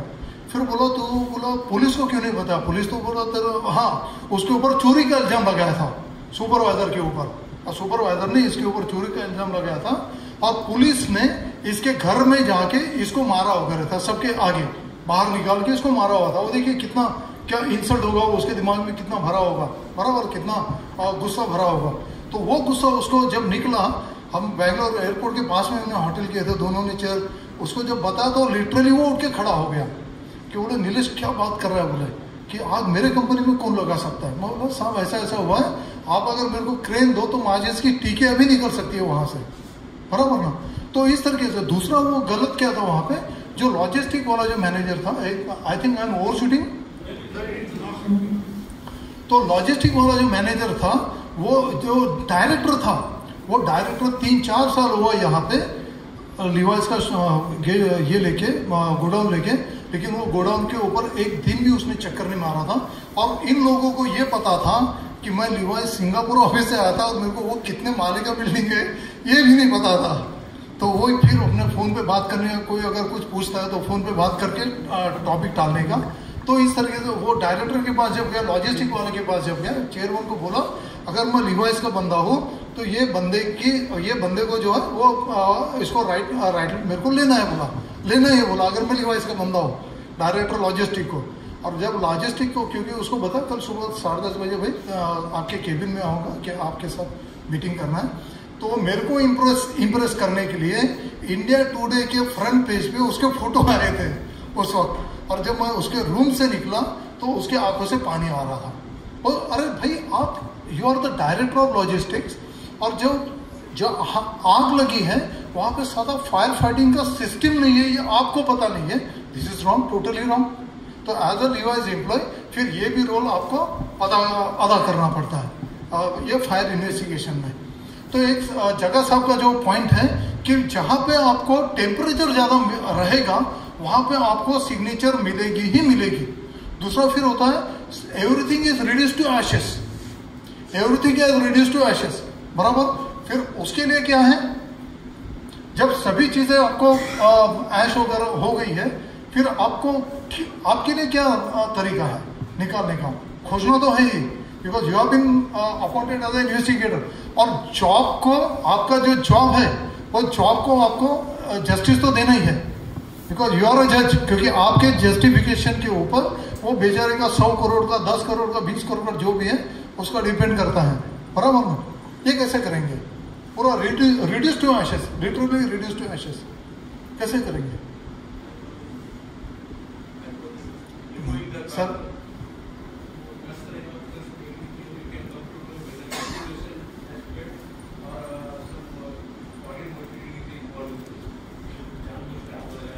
तो ये आप बताइए 10,000 स्क्वायर फीट में क्या करना है? 10,000 स्क्वायर फीट में वही टैशेस कहाँ से आता है? वही टैशेस कहाँ से आता है? व्हाइट एशेस नहीं, हाँ व्हाइट एशेस जो है that is a different thing, वो टोटली अलग। वो स्मोल्डरिंग, जब ये मेन फायर में स्मोल्डरिंग फायर चालू हो जाता है, वो white ashes complete reduced ash. Nullifying the probabilities is one of the thing, बराबर, बिल्कुल। लेकिन सबसे इंपॉर्टेंट है you have to be prepared for taking all those efforts. जो रात दिन काम करने की जो बात करते हैं ना, लिटरली रात दिन 4-5 दिन आपको वहां पे साइट पे जमा हुआ होना चाहिए, होना ही चाहिए। ये छोड़ दीजिए, फायर इन्वेस्टिगेशन अगर करना है आपको, ये गया मैं 2-3 घंटा काम किया और निकल के आ गया, ये फायर इन्वेस्टिगेशन हो ही नहीं सकता। मैं 2-3 विजिट के, जब अगर क्लियर है तो बात अलग है, लेकिन जब कॉम्प्लिकेटेड केसेस है तो आपका 2 या 3 विजिट 100% होता है। दूसरा होता है ये सैम्पलिंग का, और बहुत फनी फिनोमिना है भाई। सैम्पलिंग आप कब करते हो? मैं देखा हुआ है, बहुत लोगों ने मुझे बताया हुआ है, बहुत इंश्योरर बताया कि इन लोगों ने तो इतना सैंपल किया, ये किया, वो किया। मैं सर बोला सैंपल लेने का मकसद क्या है मेरा, सैंपल लेने का? अरे जब मेरे को पता ही नहीं है कि आग कैसे पैदा हुई है, कैसे फैली हुई है, मैं सैंपल लेके मतलब क्या है? जब मैं जा रहा हूँ जब जा रहा हूँ डे 1 मैं गए बराबर फटाफट सैंपल लेता हूँ। अरे तो एज ए इन्वेस्टिगेटर आपकी क्या जरूरत है मुझे सैंपल लेने की? मैं तो किसी को भी रास्ते वाले को बोल सकता हूँ कि भाई ये सैंपल ले लो करके, अनलेस एंड अनटिल, क्योंकि वो इंश्योर जो है, अगर आग लगाई है उसने तो हर जगह थोड़ी वो डीजल डालेगा, पेट्रोल डालेगा, वो एक पर्टिकुलर जगह पे ये कराएगा। और वो उसका एक एम रहता है कि भाई 35-40 मिनट के अंदर, जो कि फायर ब्रिगेड को वो आधा घंटा लेट बता सकता है, वो आने के पहले मेरा पूरा जलना चाहिए। वो उसका टारगेट, नहीं तो उसको मतलब ही नहीं, मटेरियल अगर सेव होता है तो उसको कोई मतलब ही नहीं, बराबर ना। तो वो इंश्योर ये हर जगह नहीं होगा। तो आपको पहले फायर कैसे पैदा हुई है, कैसे वो ट्रैवल की हुई है, कैसा, ये सब आपको 2-4 दिन पहले ढूंढ निकालना है। उसके बाद फिर आप सैंपल लो तो 100% सैंपल पे आपको हाइड्रोकार्बन मिल जाता है, 100%। एक ये नाकोडा का जो केस हमने किया, police have taken 4 samples, all those 4 samples hydrocarbon मिला नहीं है, no hydrocarbon. Government forensic lab हमने 44 सैंपल्स लिए, 8 samples we have tested, all the 8 samples contain hydrocarbon. क्यों? क्योंकि पुलिस जो सैंपल लिया, his qualification is bachelor of arts, BA pass है वो बंदा, बराबर। उसको फायर का कोई ट्रेनिंग नहीं है, फॉरेंसिक का उसको कोई ट्रेनिंग नहीं है, और वो सैंपल ले कब रहा है? When fire fighting is still going on. जब फायर फाइटिंग जब चल रही है तो आप अंदर एंट्री कर सकोगे क्या? पॉसिबल नहीं। जब गर्म अभी मेरे को एक दिल्ली के पास का आया, कल न्यू इंडिया का फोन आया था, मेरे को तो टालना ही था, जगह साहब का ऑर्डर था यहाँ पे आने का वो टालने के थे मेरे को। तो कल आग लगी है और वो बोल रहे कि नीलेश जी आप जल्दी पहुँचो वहाँ पे। मैं उनको बताया, साहब बोला ऐसा नहीं होता है, मेरे को हर कॉर्नर में जाने का as a investigator, as a surveyor मैं लिमिटेड एरिया में गया और काम किया, नहीं होता है। As a investigator I have to reach every corner. जब तक ये ठंडा नहीं होगा तब जाके मतलब ही नहीं काम करने का। तो वो उस वक्त मान लिए कि बोले ठीक है आप आपके हिसाब से ये करिए, लेकिन जब तक ये आप फायर को पूरा स्टडी नहीं करते हो, बराबर ना, जब तक स्टडी नहीं करोगे तब तक ये हमारा एक क्लेम, मैडम आपका गलत लग रहा है मेरे को, सुप्रीम कोर्ट का लॉयर है वो बंदा, मेरठ का, होंडा CRV गाड़ी है मैडम, उसने जला के रख दिया, जला। और वो मेरे को पहले तो बहुत उसने, क्योंकि क्या होता है लॉयर बोले बराबर और थोड़ा एक रिस्पेक्ट आ जाता है ना, भाई लॉयर है, वो भी सुप्रीम कोर्ट का लॉयर है, तो एक रिस्पेक्ट आ जाता है। तो पहले इसमें तो उसके वो इन्फ्लुएंस में रहे, बराबर, और वो बड़े स्टाइल से बात कर रहा था। लेकिन जब फायर का ये देखा तो बोला यहाँ पे कुछ तो भी गड़बड़ है, फिर उसको 2-3 मेल डाले अलग अलग तरीके से। वो लॉयर है, बराबर, लेकिन स्टेटमेंट देते हुए उसने दूसरे लॉयर को लाया था। तो ये लॉयर रह के भी वो इस तरीके से काम करते हैं, सुप्रीम कोर्ट का लॉयर, बराबर, बहुत गलत ये है, बराबर। एक अपना हाँ मैडम, एक क्वेश्चन अपना हाँ पैदा हुआ वकील को शैतान ने कहा कि आज मेरी साहिबी औलाद हो गया। मैंने कहा तो जजों को भी वकील करने पड़ जाते हैं, तो इसलिए मेरा सिर्फ एक छोटा सा क्वेश्चन है ना, मान लीजिए ये टेबल है, यहाँ पर आपने तिल्ली जली हुई छोड़ी, वहाँ से आग आई और यहाँ पर कोई मटेरियल रखा है, बर्निंग मटेरियल रखा, तो यहाँ ब्लास्ट हो गया, तो कोई जो फर्स्ट इम्प्रेशन पड़ेगा वो ये पड़ेगा कि यहाँ आग लगी, यहाँ पर कोई बर्निंग थी और ये ब्लास्ट हो गया, यहाँ से छत हो गई। तो आप इसे कैसे फाइंड आउट करोगे कि आग वहाँ से? बिल्कुल सही, एकदम ये है आपका, बराबर। तो ये जो है that is the spread of fire, बराबर। अब जब जहाँ पे आग लगती है ना, बराबर, तो वहाँ पे आपका टेम्परेचर ज़्यादा रहेगा, इंडेक्स जो रहेगा वो ज़्यादा रहेगा, और वहाँ पे जो आप कार्बोनेशियस मटेरियल जो बोल रहे हैं ना आपका, तो मटेरियल जलेगा और वो स्प्रेड करेगा फायर को। लेकिन जब आप इन्वेस्टिगेट कर रहे हो तो फायर का जो स्प्रेड रहेगा, तो वहाँ पे जब आग लगी और वहाँ से इधर आ रही है और यहाँ से जो आग लगी वो वहाँ पे जा रही है, दोनों ये सिग्नेचर्स अलग अलग है। क्योंकि बोलो ना ही वेव जो जा रही है, हीट वेव इधर से वैसे जाने का हीट वेव का सिग्नेचर टोटली अलग रहेगी। आपने बोला था कि सारी आग बुझा दी, उसके बाद आप कैसे काम सब काम जो होता है आग बुझाने के बाद ही होता है। तो जब पूरा ये निकल गया सब, क्योंकि उसी वक्त आपको फायर के सिग्नेचर्स मिलेंगे। सिग्नेचर जो है मैं बता ना, हीट वेव जो जा रही है इस तरीके से जाएगी तो अलग इम्पैक्ट आएगा, अलग सिग्नेचर मिलेगी, उधर से आ रहे तो अलग इम्पैक्ट मिलेगा। वो पूरा वो आपका वही तो आपका स्किल है, वही आपका स्किल है। हाँ वो स्किल है। हाँ बोले सर, एक फायर आपने बोला कि डेसिसन लेते हैं, हाइड्रोकार्बन प्रेजेंस देखते हैं। सॉरी, आपका आवाज है।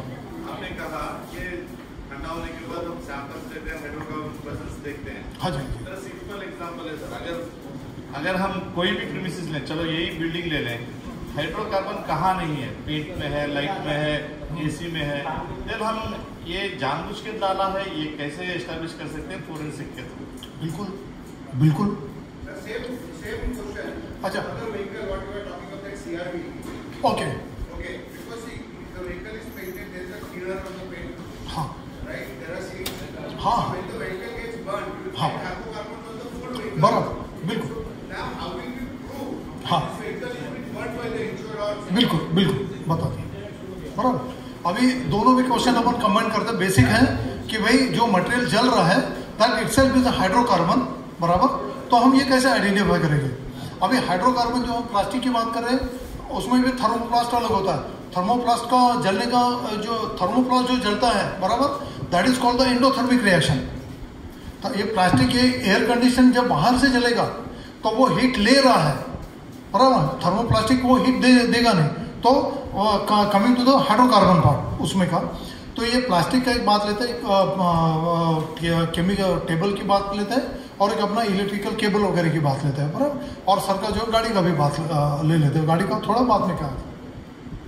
तो ये जब हाइड्रोकार्बन ये कोई तो भी पर्टिकुलर चीज से बना हुआ है।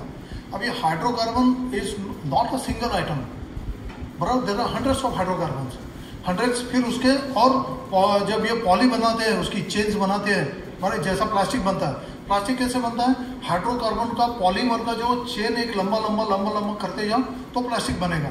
फिर उसके भी अलग अलग पार्ट्स होते हैं, फिर उसके भी अलग अलग पार्ट रहेंगे, वो एक प्लास्टिक हो गया। फिर आपका हो गया ऑर्गेनिक हो गया, फिर हो गया इनऑर्गेनिक हो गया, फिर आपका ये जो नॉर्मल जो मटेरियल जो जलने वाला है, हम पेट्रोल वगैरह की बात करेंगे, वो एक अलग हो गया। अभी पेट्रोल और ये केरोसिन वगैरह तो हर जगह रहेगा नहीं, बराबर। और ये केवल ये इससे ये जलेगा, लेकिन ये आग को जलाने में मदद करेगा क्या? मैं अगर ये सोचूंगा, एक मिनट, मैं अगर ये सोचता हूँ कि भाई मैं हम आर्सेनिक मटेरियल की बात कर रहे हैं कि भाई मैं एयर कंडीशन से पूरे हॉल में अगर आग लगाऊं, मैं 10 एयर कंडीशन लगा देता हूँ, आग लगेगी क्या? नहीं। जब तक वो आर्सेनिक मटेरियल का प्रॉपर्टी उसका जो है आग फैलाने का, वो जब तक नहीं रहेगा तब तक आग फैलेगी नहीं आपकी। Got my point? बराबर। अभी साफ का पॉइंट व्हीकल फायर का। अभी व्हीकल फायर में क्या होता है? सबसे क्रिटिकल चीज होती है इंश्योर्ड का स्टेटमेंट, बराबर ना। इंश्योर्ड का स्टेटमेंट जो होता है वो सब बहुत क्रिटिकल होता है, क्योंकि उसमें हाइड्रोकार्बन जो आपको फाइंड आउट आप कर सकते हैं 100% होता है। क्योंकि आपका इंजन का भी पार्ट अगर लेते हैं ना हम, इंजन मैं बता रहा हूँ ना, एक ये जो डॉक्टर वाजे की जो केस हुई है, डॉक्टर सुवर्ण वाजे नासिक की जो केस हुई है, तो वो केस में वो जो एसपी है, वो एसपी के पास फोन किसी सीनियर का गया कि भाई ये केस में आप इनका सजेशन लो, नीलेश उकुंडे का सजेशन लो। और he is IPS SP DCP rank का, तो ईगो प्रॉब्लम, मैं क्यों लूं? तो उसने क्या किया, उसका मन रखने के लिए उसने मेरे को एक फोटो केवल उसका भेजा, केवल एक photo, only 1 photograph of the complete vehicle. उसमें उसकी बॉडी भी नहीं दिख रही, कुछ नहीं दिख रही, केवल बोनेट दिख रहा है। वो बोनेट जैसा वो भेजा उसका, मैंने 2 मिनट के अंदर उसको रिप्लाई दिया कि सर बोला this is a arson case. तो वो इतना पागल हो गया कि सर वो मेरे को सर बोलना चालू किया। सर बोले इसके एक सिंगल फोटो के क्योंकि आईपीएस है, एक ईगो रहेगा, लेकिन वो they really appreciate the talent also, बराबर ना। तो उसके वो मेरे को बोला कि सर केवल एक फोटो के बेस पे आपने कैसा ये बोला। फिर उसको कम से कम मैंने 15-20 सेंटेंस का व्हाट्सएप किया कि दीज आर द पॉइंट्स, ऐसा ऐसा है। तो मेरे को सिंपल बोलता है सर आप कब आ सकते हैं, नासिक कब आ सकते हैं। उसका नेक्स्ट इमीडिएट सवाल था नासिक कब आ सकते हैं। मैं बोला मैं नागपुर में हूँ, tomorrow morning I can reach Bombay airport, आपको बॉम्बे गाड़ी भेज दीजिए, मैं नासिक आ जाऊँगा। फिर वो इतना अच्छा इंटरेक्शन रहा, वो बहुत बुरा केस रहा। और स्टार्टिंग से मैं बात को, उसमें भी और एक बात है, जब वो लेडी का डेड बॉडी का ये देखा मैंने, तो उस वक्त मैंने उसको बोला एसपी को, सर बोला ये गाड़ी में आप पूरा पेट्रोल डाल दो, पूरा सैनिटाइजर की तो बात छोड़ दो, बोला मैं पूरा पेट्रोल की बात करता हूँ। पूरा पेट्रोल डाल के भी गाड़ी चला गया तो भी वो लड़की, वो लेडी जो है इस तरीके से जल नहीं सकती, बराबर। मैं बोला उसको कि ये पहले ये लेडी को गलाया गया बोला एसिड से, उसके बाद इसका डेड बॉडी यहाँ पे ये किया गया है, जलाया हुआ है। और लिटरली जब बाद में हमको वो मिला बंदा, उसके वो ये जो था उसका हस्बैंड जो था, उसको जब इंट्रोगेट किया था तो उसको बहुत इनोसेंट बन रहा था वो, और उसके साथ में उसने 2-3 लोग, और उसने कैसा एलिबी किया था कंटिन्यूसली राइट फ्रॉम मॉर्निंग वो बंदा कोई ना कोई बंदे के साथ था, कोई ना कोई बंदे के साथ, और कोई ना कोई सीसीटीवी के सामने, कोई ना कोई, कहीं पे मॉल में गया, कहीं पे दारू की दुकान में गया। अभी दारू की दुकान का उसने वो एक ये दिया कि दारू की दुकान में क्यों गया, तेरे घर में अगर दारू पड़ी है, अच्छी ऊँची दारू पड़ी है, उसने घर में पहले भेजा, बेटी के हाथ से दारू फ्रेंड के हाथ में दिया, फिर फ्रेंड बोलता है कि मैं इससे नीचे के लेवल का ब्रांड पीता हूँ करके हम दारू के दुकान में गए। अभी कोई नीचे के लेवल का ब्रांड पी रहा और ऊपर की दारू मिल रही तो कोई छूटेगा क्या, बराबर। वो एक ये हुआ। फिर वो शाम को पिला दीजिए। गोवा है, where in Goa, what happens in Goa stays in Goa only. Sir एक मिनट, ये पॉइंट थोड़ा ये कर लेते हैं। फिर जब वो बंदे का दोस्त जो बार बीच में करा था ना, तो उसको साइड में ये किया मैंने, क्योंकि हमारे पास एविडेंस बहुत अच्छा था, स्ट्रॉन्ग आया था एविडेंस। और इसने केवल मोबाइल फोन क्या गया, उसने कैसे मारा उसको, आपका सवाल था कैसे मारा उसने, बराबर ना। तो उसने पहले उसकी ओढ़नी से उसको मार डाला, बराबर। फिर डबल श्योर करने के लिए चाकू से उसको गला काट डाला, बराबर। फिर वो गाड़ी में रखे, गाड़ी वो फिर कॉन्ट्रैक्ट किलर के पास दिए, वहाँ पे जाके फिर एसिड से डाले गाड़ी को, इसमें डाले और फिर उसको जला दिए। और ये जब ये कर रहा था, मार रहा था इसको, तो उसका मोबाइल उसके वो दोस्त के पास जो वो सीसीटीवी कैमरे में था, बराबर ना। इस तरीके उसने ये लिए, फिर हमने ठोके उसको अच्छे से ये किए, बराबर ना। लेकिन वो ये नहीं, दूसरा जो उसका माउस भाव जो था, जो अभी देखो कैसा होता है लालच, लेडी डॉक्टर है, सैनिटाइजर फ्री में मिल रहा है, तो सैनिटाइजर की बॉटल लेके वो घर में आ गई और वो सैनिटाइजर उसके डेथ के लिए कारणीभूत हुआ, वो सैनिटाइजर से उसको मारा गया। ऐसा होता है, बहुत गलत होता है सर। अरे एक मिनट, ओके। और कार का, हाँ सॉरी जगह सब 2 मिनट। हाँ, तो क्या होता है बताऊँ आपको, कार जो है बहुत सिंपल सा केस हो जाता है, बराबर। अगर आपको बराबर उसको लेते हैंडल करते हो तो, बराबर ना। जैसा मैं बोला, मैं सुप्रीम कोर्ट लॉयर की बात ये कर दूंगा पहले, तो सुप्रीम कोर्ट को उसको बहुत प्यार से लिया कि भाई आप सुप्रीम को इतना वो चढ़ा उसको बहुत, हिज PhD केमिस्ट्री ऑल्सो, बराबर। वाइफ मेरठ में यूनिवर्सिटी में लेक्चरर है, लेक्चरर असिस्टेंट प्रोफेसर है, तो उसको बहुत चढ़ाया वगैरह और बहुत फ्रेंडली हो गया। और उसका एक मेरठ का एक MLA है, उसका वो बहुत खास दोस्त है, और वो गाड़ी वगैरह बाद में उसी के यहाँ पर रखा, फार्म हाउस पर रखा, वहीं पे मेरे को लेके गया, बहुत ये किया था, अच्छा शानदार ट्रीटमेंट दिया था उसको। बारीक में बोला, सर बोला आप बताइए कैसे क्या हुआ था वगैरह, क्या हुआ था। तो वो बता रहा, पहले तो स्टार्टिंग में बताया उसने सब कुछ किया, फिर वो एक बार ये किया उसको, तो बता रहे कि मॉर्निंग में भाई पापा को मिलने के लिए जा रहा था, father lives over 60 kilometre from Meerut, और बोले जाते हुए गाड़ी का खड़ंग खड़ंग आवाज़, कुछ तो भी आवाज़ आ रहा था, और तो आवाज़ आने के बाद मैंने गाड़ी को साइड में लिया और मैं नीचे उतरा। अभी इसने क्या सेंटेंस यूज़ किया कि नीचे मेरे हाथ में कपड़ा था, बराबर। अभी एक बात बताइए, गाड़ी आप ड्राइव कर रहे हैं, कौन सा आदमी है जो कपड़ा लेके हाथ में नीचे उतरेगा? कपड़ा काय के लिए था कि बोनेट खोलने का, उसको बोनेट खोलने का आपको कैसे पता चला, बराबर। हॉट, अरे भाई एक कॉमन सेंस की बात है, जब अगर धुआं भी अगर निकल रहा है वहां से, आग भी अगर फर्दर से निकल रही है, तो भी सबसे पहले दिमाग में वो जाएगा नहीं कि ये गर्म है करके। आदमी को गर्म कब लगेगा? जब हाथ लगाएगा तब गर्म लगता है। और जब धुआं निकल रहा है तो डेफिनेटली किसी के भी दिमाग में जाएगा नहीं कि यहाँ पे ये अंदर में अंगार है और ये हॉट होगा करके। तू कपड़ा लेके नीचे उतरा ही कैसे? सबसे इंपॉर्टेंट बात बाद में उसने ऐड किया, मेरे हाथ में पानी का बॉटल भी था, तो गलत बात है। पानी का बॉटल लेके तू निकलेगा क्या? गाड़ी का केवल खड़ंग खड़ंग आवाज आया करके तू गाड़ी का पेट्रोल अपना हाथ में वाटर बॉटल और ये कपड़ा लेके नीचे उतरेगा क्या? बराबर। दूसरा बात वो बता रहे, मैंने बोनेट खोला, बराबर। सबसे इंपॉर्टेंट बात है, अगर स्मोक निकल रहा है, बराबर, बहुत देखिए, स्मोक जब निकल रहा है तो अंदर में हीट ऑलरेडी है। वो स्मोक बहुत लेट आपको निकल रहा है क्योंकि स्मोक अलग आजू बाजू से पहले निकल चुका है, बराबर ना। फिर वो डेवलप होने के बाद, स्मोक क्वांटिटी बढ़ने के बाद फिर स्मोक आपको दिखाई दे रहा है।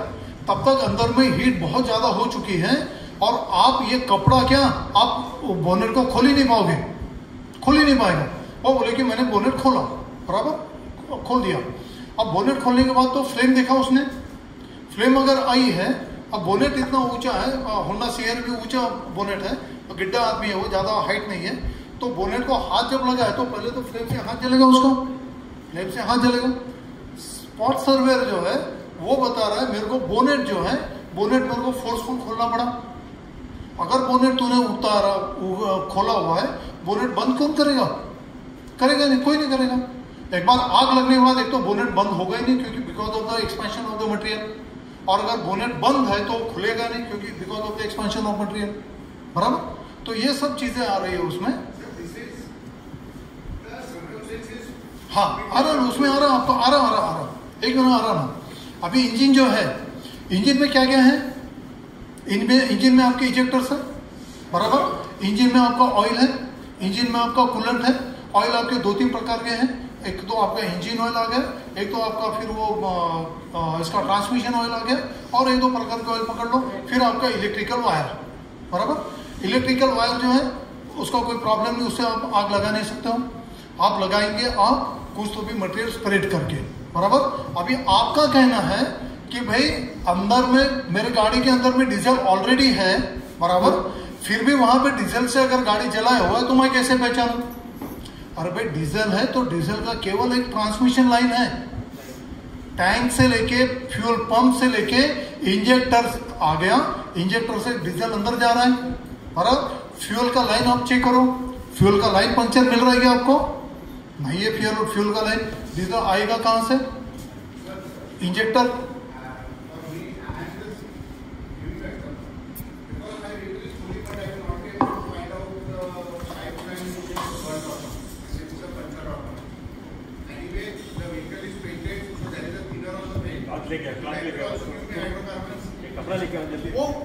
वो आग स्प्रेड करने में मदद करता है। फायर क्यों? गाड़ी का फायर, बॉस बात ऐसी नहीं है, सुनो इधर एक मिनट। हमें फायर स्प्रेड के लिए नहीं अपॉइंट किया गया, we have been appointed to find the cause of fire. और कॉज जो है, कॉज एक छोटी सी चीज है, स्मॉल। पूरी जो व्हीकल है, व्हीकल में का एक स्मॉल पार्ट अगर जेन्युइन है, व्हीकल का एक स्मॉल पार्ट है, और जनरली जब आप अगर गाड़ी को मैं पूरी आग लगा दूं, बराबर, गाड़ी को पीछे में अगर मैं आग लगा दूं और बोनेट के अंदर में अगर डीजल और ये नहीं डालता तो बोनेट के पास तक आग आएगी नहीं। I had handled one claim. It was of a Land Rover autobiography. It was around about 1.5 CR. हाँ The customer has burned the vehicle into ashes. हाँ Means he had burned it in such a way मुझे कुछ नहीं मिल रहा है। नहीं, लेकिन आप कैसे बोल रहे हो कि वो बंद किया हुआ है? सर जैसे आपने जैसे पकड़ा कस्टमर के साथ बात करके, वैसा ही सेम वे। Okay, good. हाँ, It was the same thing what we have done. But we are not able to prove it that it is burned by him. It is just the instinct which brought us to that conclusion. नहीं, हम instinct पे काम करेंगे नहीं। हाँ I'm coming to you. हाँ But in that case, what we did, that time I was with the insurance company. We were asking some documents from the customer because they had purchased the vehicle second hand. So I had just asked him, if you have purchased the vehicle at X amount, can you give me the payment details how you have done? Because it is not a 2 lakh rupees vehicle, it is a 90 lakh rupees Right. what he has spent. And another thing is he has taken a loan again on that vehicle for around about 1.2 CR. 1.2 CR second class. Right. So I asked him, can you give me the valuation report? Who has given you this valuation? Yeah. Same way I asked the ICICI Bank was there at that time. But they were not able to give me all these documents. And it took me almost 1 year. And customer agreed that I have burned the vehicle, but I don't have any proof. Yeah. Similarly, एक अभी I got a threat for that I need this claim or else I do this. नहीं, अभी जब भी मैं बात कर रहा था, एक आपका माड़ा के जो मेंबर ऑफ पार्लियामेंट है निम्बाड़कर साहब का वो आगवनी जी का जो लफड़ा चल रहा है, बराबर, हम उसके रिस्पॉन्सिबल है, क्योंकि आगवनी की खेती में इन लोगों ने 13.5 करोड़ का माल जलाया, बोल रहे हैं वो, बराबर, और उसमें हमने निगेट किया, मैंने निगेट किया उसको, क्लेम को निगेट किया है। और फिर अभी उनमें, क्योंकि पैसा तो मिल नहीं रहा ना अभी इंश्योरेंस कंपनी से, फिर अभी आपस के जो पैसा नहीं मिल रहा तो फिर आपस के वो निकल के आ रहा है, बराबर। वैसे ही एक केस जिन में, हरियाणा में, जिन में वो बंदा इंश्योरेंस के काम करता था। सबसे पहले ये इंश्योर कर दीजिए कि आपने निगेट किया तो आपके घर में नहीं भेज दें। ना उसमें तो धमकी दिया था, नहीं बता रहा ना, फिर वो इंटरपर्सनल स्किल है अगेन, जगह साहब, वो बंदे ने हमको धमकी दिया था मुझे, मैं उसका हार्ड ड्राइव लेने गया था, मैं हार्ड ड्राइव उसने दिया नहीं, बाद में वो रीजन बताया, लेकिन वो ऐसी धमकी दिया था, मैं ये देखता हूँ कि आप फल्टन के बाहर कैसे जाओगे, इस तरह ये लेवल का धमकी दिया था। और आज अगर कुछ भी है, कोई भी अगर कल गुड़ी पड़वा या कुछ है तो पहला मैसेज उसका आता है, मेरे को पहला मैसेज उसका आता है, बराबर। कमिंग टू दैट जिन केस, जिन में क्या हुआ था, वो बंदा इंश्योरेंस का क्लेम, इंश्योरेंस में काम करता है, तो ही वॉज समवॉट ओ स्मार्ट, तो वो बात करते हुए ये बताया कि मैं 300 किलोमीटर पे एक हनुमान जी का मंदिर है, बहुत फेमस मंदिर है, वहाँ पे गया, उसका पूरा ये था अपना ये टोल पास वगैरह सब कुछ था। वो बोले कि साहब, बोले ये आने के पहले 15 किलोमीटर के पहले गाड़ी मेरा बंद हुआ था, फिर वो 5 मिनट राह देखा, फिर गाड़ी चालू हुआ, पर फिर डीजल का थोड़ा लीक था, फिर गाड़ी रास्ते में जब जा रही थी तो गाड़ी रास्ते में जाते हुए अचानक बंद गिर गई, ये एक शब्द है उसका, हाईवे पे जाते हुए गाड़ी अचानक बंद गिर गई, और बंद गिर गई, फिर मैं रात को अंधेरा है वहाँ पे, और वो बता रहे कि फिर मैं उतरा गाड़ी को देखने के लिए वगैरह, फिर वहाँ पे देखा तो धुआं निकला और आग लग गई, बराबर। अभी सबसे पहली बात है, आप हाईवे पे जा रहे हो, रात को 10 साढ़े 10 बजे का टाइम है, डेफिनेटली आपकी स्पीड जो है कम नहीं रहेगी, कम से कम 60 की स्पीड अपन पकड़ के चलेंगे। गाड़ी जब आपकी चलते चलते बंद हो रही है, इसका मतलब गाड़ी आपकी गियर में है, बराबर, गाड़ी न्यूट्रल में तो नहीं है। गाड़ी अगर गियर में है और अचानक बंद गिर रही है for whatever reason, right, गाड़ी वहीं पे स्किड होके बंद हो जाएगी, बराबर ना, गाड़ी वहीं पे रुक के गाड़ी स्किड होके बंद हो जाएगी। यहाँ पे इसकी गाड़ी बाकायदा by the side of the road, किसी को तकलीफ ना हो करके साइड ऑफ द रोड अच्छे से पार्क थी इसकी गाड़ी, सबसे पहला ये था। बाद में वो बोल रहा है कि डीजल लीक था, डीजल उसका लीक था, उसने स्टेटमेंट में दिया, बोला डीजल लीक था, आपको कैसे पता था, मेरे को ऐसे ऐसे पता था। मैं फिर उसको बोला डीजल अगर आपका लीक है और ये गाड़ी अगर आग पकड़ी है तो जो आप 10 किलोमीटर आए हो ना, बोला वो 10 किलोमीटर पे आपको फायर का सिग्नेचर मिलेगा, फायर तो पकड़ेगी, पीछे में डीजल है, वो एक बार डीजल को यहाँ पे आग पकड़ लिया और डीजल कंटिन्यूएशन में फ्लो में आ रहा है। दूसरा बात है, डीजल अगर आपका ये इतने दूर से आप आ रहे हो, आप डीजल भरा हुआ है कम से कम वो 100-150 किलोमीटर के पहले भरा हुआ है, और सेंट्रो ऐसा कुछ तो भी गाड़ी था उसका, और ये मैक्सिमम ये कहाँ पे होता है, ये सेकंड हैंड गाड़ियाँ जो परचेस होती है ना, उनमें ये लफड़े होता है, आईडी भी बढ़ा देते हैं ये लोग, आईडी भी बढ़ा देते हैं ना, सिंपल। और इंश्योरेंस में क्या है भाई, आईडी में ज्यादा मिल रहा है तो आईडी में जो बंदा ले रहा है, इंश्योरेंस ले रहा है तो आईडी पे ये कर रहा है, बरा, तो इसको फिर वो 2-4 पॉइंट्स पे हमने मना किया, और वो स्मार्ट है, वो अम्बेडसमेंट में अगर गया हुआ है, हम बोले कि हम देख लेंगे उसको, हम और 2-4 बात इश्यू है उसके, पॉइंट्स है उसके, बट ये कि भाई चलते चलते गाड़ी बंद गिरे बराबर, वो अगर मेरे को स्टक होता है कि भाई ये बंद गिरे बराबर, गाड़ी तो वहीं पे रुकनी चाहिए, फिर इसकी गाड़ी साइड में कैसे आ गई, कोशिश नहीं ना, गाड़ी चलते चलते बंद होने के बाद फिर आप न्यूट्रल में लाएंगे ना गाड़ी, बराबर। ये बंदा बोल रहा है ना गाड़ी बंद गिरे बराबर, मैं नीचे में उतर गया, बीच मार्केट में ना धुआं उठ गया गाड़ी में से, सारे सितारे लगे, बड़ा आग लग गई, आग लग गई। एडवोकेट के पर्सपेक्टिव से आपको एविडेंसेस देने पड़ेंगे। नहीं सर, मेरे साथ हुआ है ना, एकदम से धुआं उठ रहा है, आसपास वाले चलाने लगे, मैडम आपकी गाड़ी में आग लग गई, बारिश हो रही थी, मुझे तो दिखाई नहीं दे रहा, वो धुआं निकला, मैं गाड़ी में से उतरी, मैंने स्टार्ट करी, वो फिर स्टार्ट हो गई, फिर मैंने कहा साइड में लगा लेती थी, बीच मार्केट में नहीं, वो लगी साइड में, फिर वो नहीं, और फिर उसके बाद नहीं चली, पर थोड़ी देर मैंने उसे ठंडा वंडा करा, फिर चल के बदल तक ले गई, फिर ठीक कराई वो मैंने।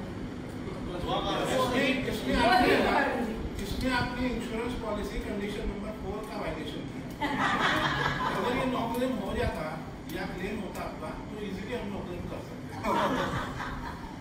सर वो क्योंकि वहाँ क्या करती है बीच वाले रनिंग शॉर्ट ऑफ टाइम। हाँ, एक जस्ट बिना ये आ जाए बोलिए। जो लड़की को आपने कहा था गाड़ी के अंदर जला दिया, हाँ। पहले उसका गला काटा, हाँ। पहले उसका गला दबाया, काटा, फिर हाँ। उसके ऊपर एसिड डाल के हाँ। मारे। तो ये जो फुटप्रिंट्स थे सारे, ये पोस्टमार्टम में नहीं मिले? पोस्टमार्टम में एसिड का तो नहीं मिला। क्या हुआ वो ये कैसा हुआ, जो तरीके से उसका फोटो है, लेकिन दिखाना अच्छा नहीं लगेगा मेरे को, बराबर। जो तरीके का उसका बॉडी श्रिंक हुआ था, बराबर, हेफ्टी थी वो, ज़्यादा हेफ्टी नहीं बोलेंगे, मीडियम गुड बिल्ट वाली लेडी थी वो। जो तरीके से वो पहले तो है ड्राइवर सीट और पैसेंजर सीट जो है उसके बीच में का जो हैंड ब्रेक होता है, हैंड ब्रेक के पास वो उसका बैठा हुआ पोजीशन मिला। दूसरा वो जैसे सीट पे ऐसी जगह बीच में की गैप से जो ऐसी ये हो रही थी, तो उसका ये जो पोर्शन है नीचे का, ये नीचे गिर गया था, बराबर, ये उसका। और ये जो बाकी का पोर्शन था वो एकदम ये हुआ था, जल, जिस तरीके से जल गया था। बाद में उसके पाँव वगैरह जो थे, पाँव जिस तरीके से जले हुए थे, उसमें से डेफिनेट वो लग रहा था कि भाई ये 100% पॉसिबल ही नहीं है, क्योंकि आदमी को जब हम स्मशान घाट में भी जलाते हैं, और ये कितने देर की बात है, 1-1.5 घंटे की बात है, बराबर ना। स्मशान घाट में भी जब जलाते हैं, चारों ओर से उसको लकड़ियों से ढकते हैं, फिर केरोसिन डालते हैं, घी डालते हैं, फिर भी उसको जलने के लिए 2 दिन 1 दिन लग जाता है पूरा, तीसरे दिन जाके दूसरे दिन जाके राख लेते हैं, बराबर। तो उसको जलने का जो बॉडी का एक प्रक्रिया है, बॉडी का सेल स्ट्रक्चर जो है, बॉडी के मसल्स है, बॉडी का बोन है, बराबर। तो इनको हर एक का टेम्परेचर अलग है, रिक्वायरमेंट अलग है, बॉडी को ये हीट की रिक्वायरमेंट अलग अलग है।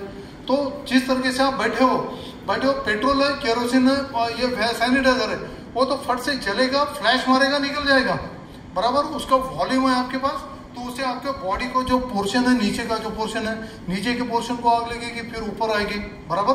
अब यहाँ पे आग लगी है तो ये यहाँ की आग नीचे तो जानी नहीं है, पॉसिबल ही नहीं नीचे जाना। तो वो जो वॉल्यूम है आपका, वो वॉल्यूम सफिशिएंट ही नहीं है, क्योंकि पेट्रोल और वो एक फट से जलाएगा और निकल 10 मिनट के अंदर वो जल जाएगा, जितना हीट मारना है मारेगा, निकल जाएगा। वो एक्सप्लोजिव नहीं है कि बॉडी को जो ये बॉम्बे में अपना पुणे में एसवीएस के एक्वा में I was the investigator for police. In fact police पूरा केस मेरे ऊपर लड़ रही है, तो वहां पे 3 से 4 सेकंड का समय है, सीसीटीवी फुटेज है उसमें, 3 से 4 सेकंड के पीरियड में इस तरीके से डेथ हुई है 19 लोगों की, कि उनका पूरा आइडेंटिफिकेशन जो है डीएनए टेस्ट से करना पड़ा। 4 सेकंड की बात है केवल।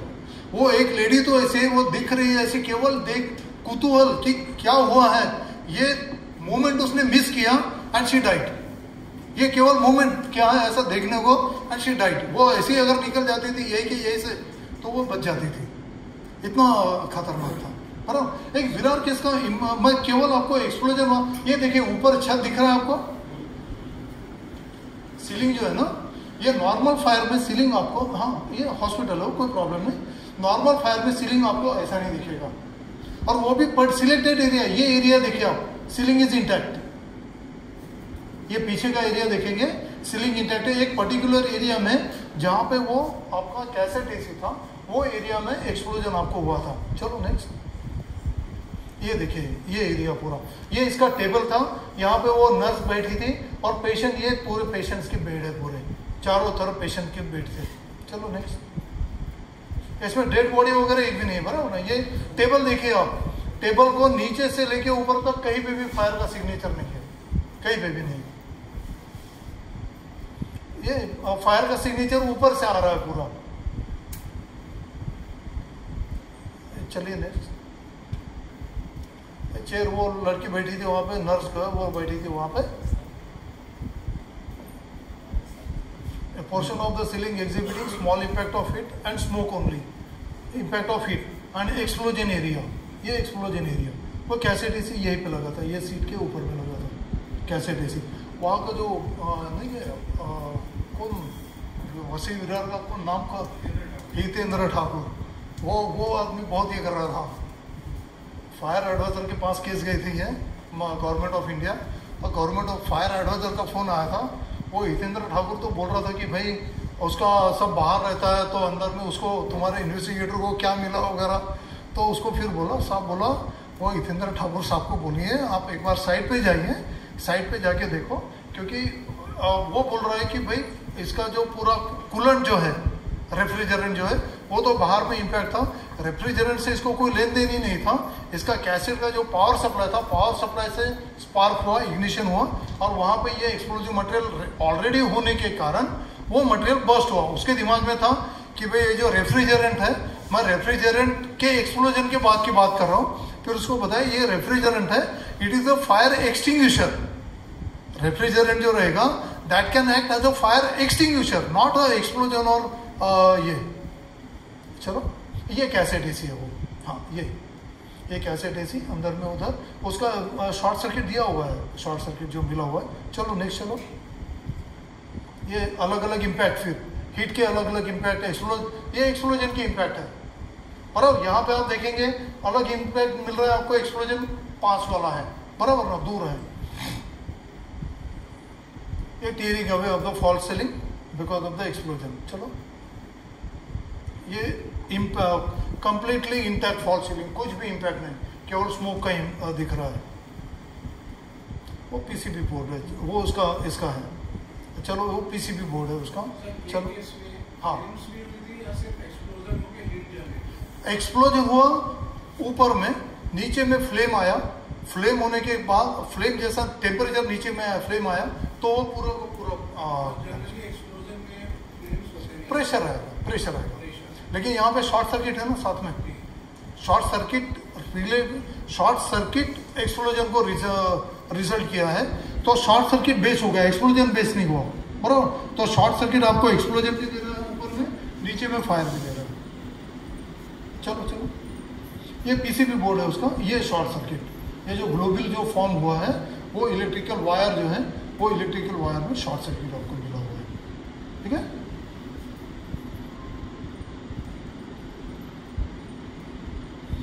23 अप्रैल का फायर था वो। हाँ सर, हाँ जी, हाँ हाँ, उसमें सर्वेयर के पास या इन्वेस्टिगेटर के पास मैक्सिमम कितना टाइम होता है फॉरेंसिक करवाने के लिए, रिजल्ट और intent forensic, not for the इनसे कंपनी। आप 10 साल के बाद भी करो, आपको जो रिजल्ट मिला वही मिलेगा, 10 साल के बाद भी करो। Because I am telling you, जब हम ये पेट्रोल वगैरह जब हम बोलते हैं ना, चला रहे पेट्रोल, लोगों का मिसकॉन्सेप्शन रहता है कि वे पेट्रोल तो उड़ गया होगा उसमें का, बराबर ना।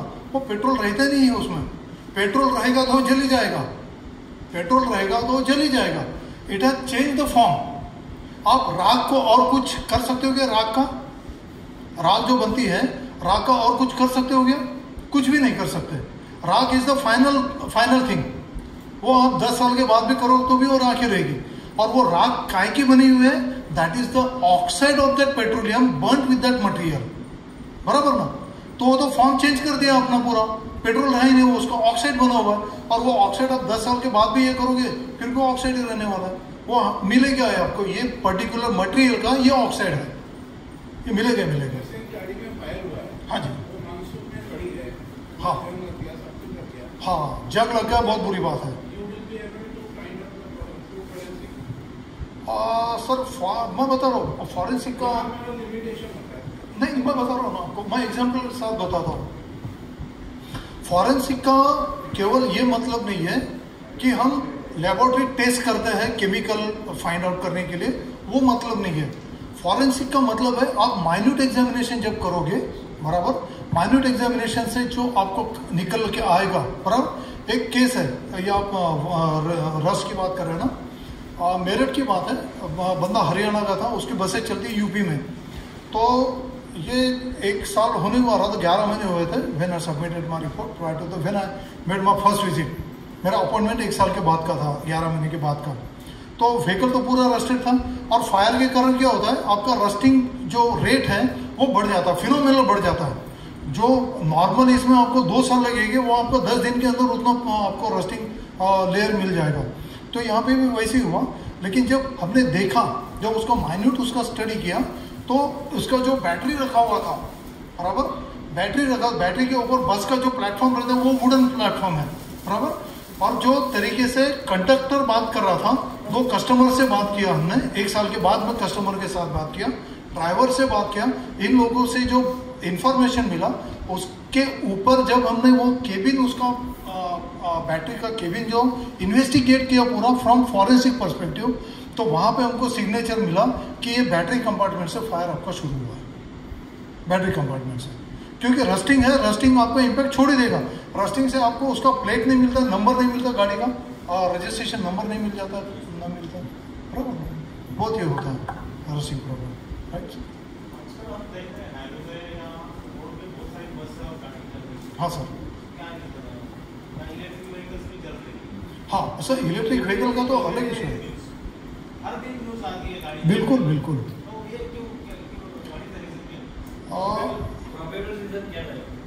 हाँ नहीं, देखिए, fire is a dynamic thing, no 2 fires in the universe. अब ये 2 टेबल को एक साथ आग लगा दीजिए, दोनों भी फायर अलग ही रहेगी, अलग ही रहेगी, टोटल अलग है। तो ये बैटरी वाला जो इशू है ना, बैटरी वाला टोटल अलग इशू है। क्या हो रहा है, हम सॉलिड स्टेट बैटरी यूज कर रहे हैं अभी, बराबर। और जो ईवी व्हीकल जो है, हमारे गाड़ियों में हम बैटरी यूज कर रहे हैं स्टार्टिंग पर्पज के लिए, और ये ईवी व्हीकल्स में बैटरी यूज हो रहा है पावर सप्लाई के लिए, बराबर। तो वो तरीके से आपका पावर सप्लाई जाएगा वहां से। अभी बैटरीज की जो कंपार्टमेंट्स है आपके, एक एनोड है, कैथोड है, बाद में आपका सेपरेटर आ रहा है बीच में, बाद में आपका इलेक्ट्रोलाइट आ रहा है, बराबर। अब ये आजकल ये बन रहा है कि इलेक्ट्रोलाइट और ये आपका सेपरेटर, ये सेम मटेरियल के बने हुए हैं। अभी आपका बैटरी जो बना हुआ है अलग अलग सेल से बना हुआ है। ये जैसा मैंने बताया, ये 4 चीज, और एनोड, कैथोड और ये, तो ये एक सेल हो गया। और ऐसे 12 सेल या 18 सेल से आपका बैटरी बना हुआ है, बराबर। और बैटरी के रिक्वायरमेंट के हिसाब से अलग अलग केमिकल यूज हुआ है, अलग अलग केमिकल यूज हुआ है, बराबर ना। तो अभी यहाँ पे जो हम ये कर रहे हैं, ये सेल का अभी देखते हैं कि लेबर के हाथ में बैटरी चला गया, बराबर।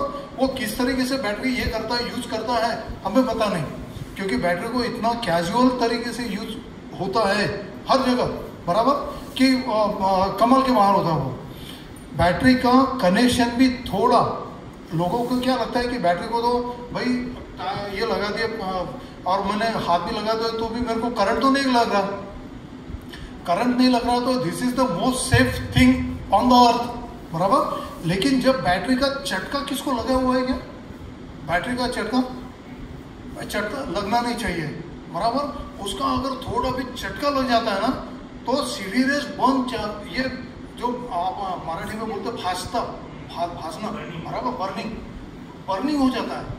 यानी एक हीट का इम्पैक्ट अलग बात होती है और बर्निंग अलग होता है, क्योंकि बैटरी का कुछ भी थोड़ा भी रहा तो भी ये बर्निंग चालू हो जाता है, इतना सीवियरिटी हीट रहती है वहाँ पे, बराबर, क्योंकि केमिकल है पूरा, सभी का सभी केमिकल है। और ये आपके जो 4 चीजें हैं, इनके इसमें का पर्टिकुलर जो होता है, एक आधे सेल में भी आपका ये जो मेम्ब्रेन है, सेपरेटर वगैरह बोलो या इलेक्ट्रोलाइट बोलो, सेपरेटर अगर खराब हो गया तो आपका डिसबैलेंस हो गया बैटरी में। बैटरी के एक सेल में भी अगर हो गया, और चार्जिंग तो सभी सेल में आप कर रहे हो, चार्जिंग सभी सेल में कर रहे हो, एक सेल आपका कम काम कर रहा है, बराबर, तो उसके कारण वो वहां पे हीट जनरेशन चालू हुआ है आपका, बराबर। और 150 डिग्री सेंटीग्रेड, 200 डिग्री सेंटीग्रेड तक अगर टेम्परेचर चला गया तो बैटरी ऑटोमेटिकली जल जाएगा। और 150 डिग्री सेंटीग्रेड चलने के लिए कोई बड़ी बात ही नहीं है।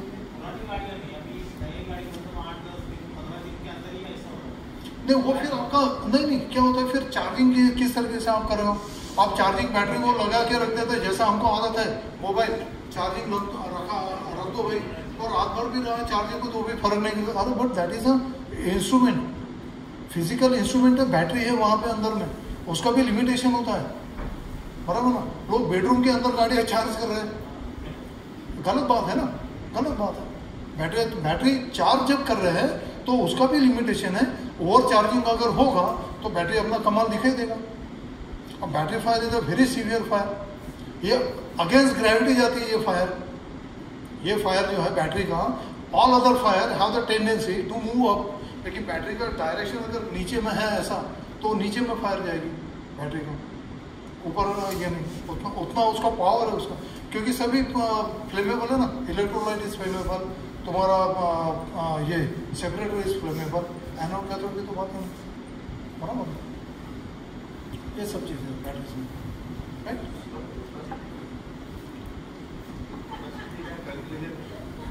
होंडा सिटी का CR-V, होंडा CR-V नहीं तो उसको वही स्टेटमेंट के बेस पे और उसका जो सिग्नेचर्स मिला बाद में, बराबर ना।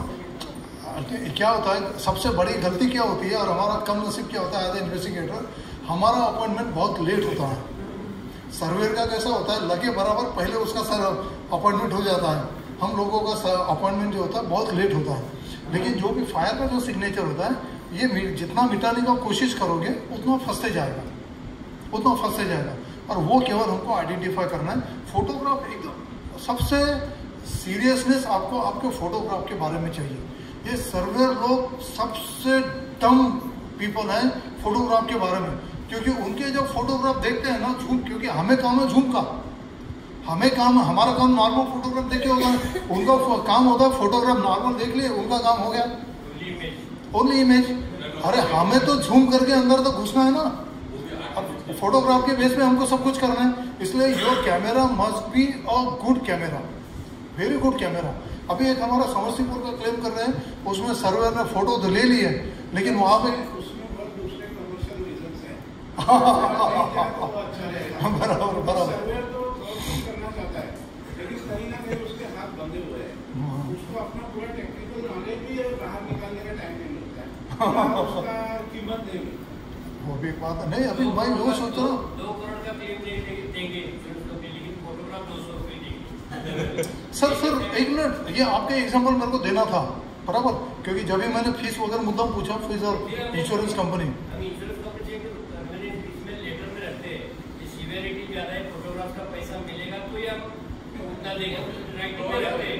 सर गलत गलत बिल्कुल गलत, बिल्कुल गलत, वो करना ही नहीं है हमको।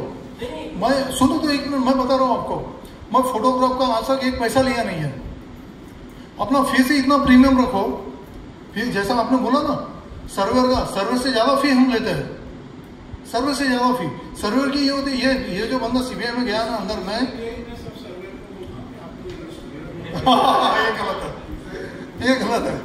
ये बंदा ये इसका ये होता था कि साला हमसे हम इतना मेहनत करते हो, तुम जाते हो 2 दिन जाते हो और इतना सारा फीस ले लेते हो, बराबर, हमको हम सर्वर इतना दिन रात काम करते हैं, हमको फी कम मिलता है, बराबर। इसलिए अपना फी तो अपन डिसाइड करते हो, कर सकते हो, बराबर। फिर ये छोटे मोटे चीज़ फोटोग्राफ के बाकी नहीं है। हाँ हाँ, वो आपका RDA का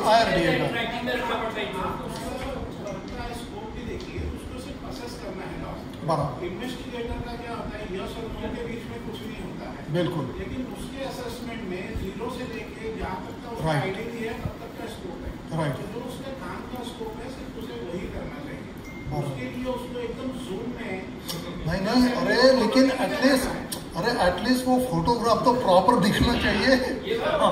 आई एम सॉरी, हाँ सर्वेयर के बारे में बात कर रहा हूँ।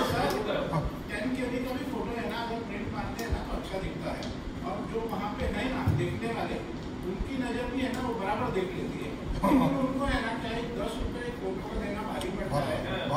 ये फैक्ट है, बिल्कुल इन्वेस्टिगेटर का जो प्रोफेशन है उसमें उसका स्कोप है 0 to नो, राइट, लेकिन इसका क्या है 0 से IDV तक कम ज़्यादा होता रहता है, तो दोनों के स्कोप ऑफ इन्वेस्टिगेशन एंड सर्वे बहुत अलग अलग है। बिल्कुल सही बात, understand, right. Any more questions? वो बता दिया ना, वो बंदे का गाड़ी रास्ते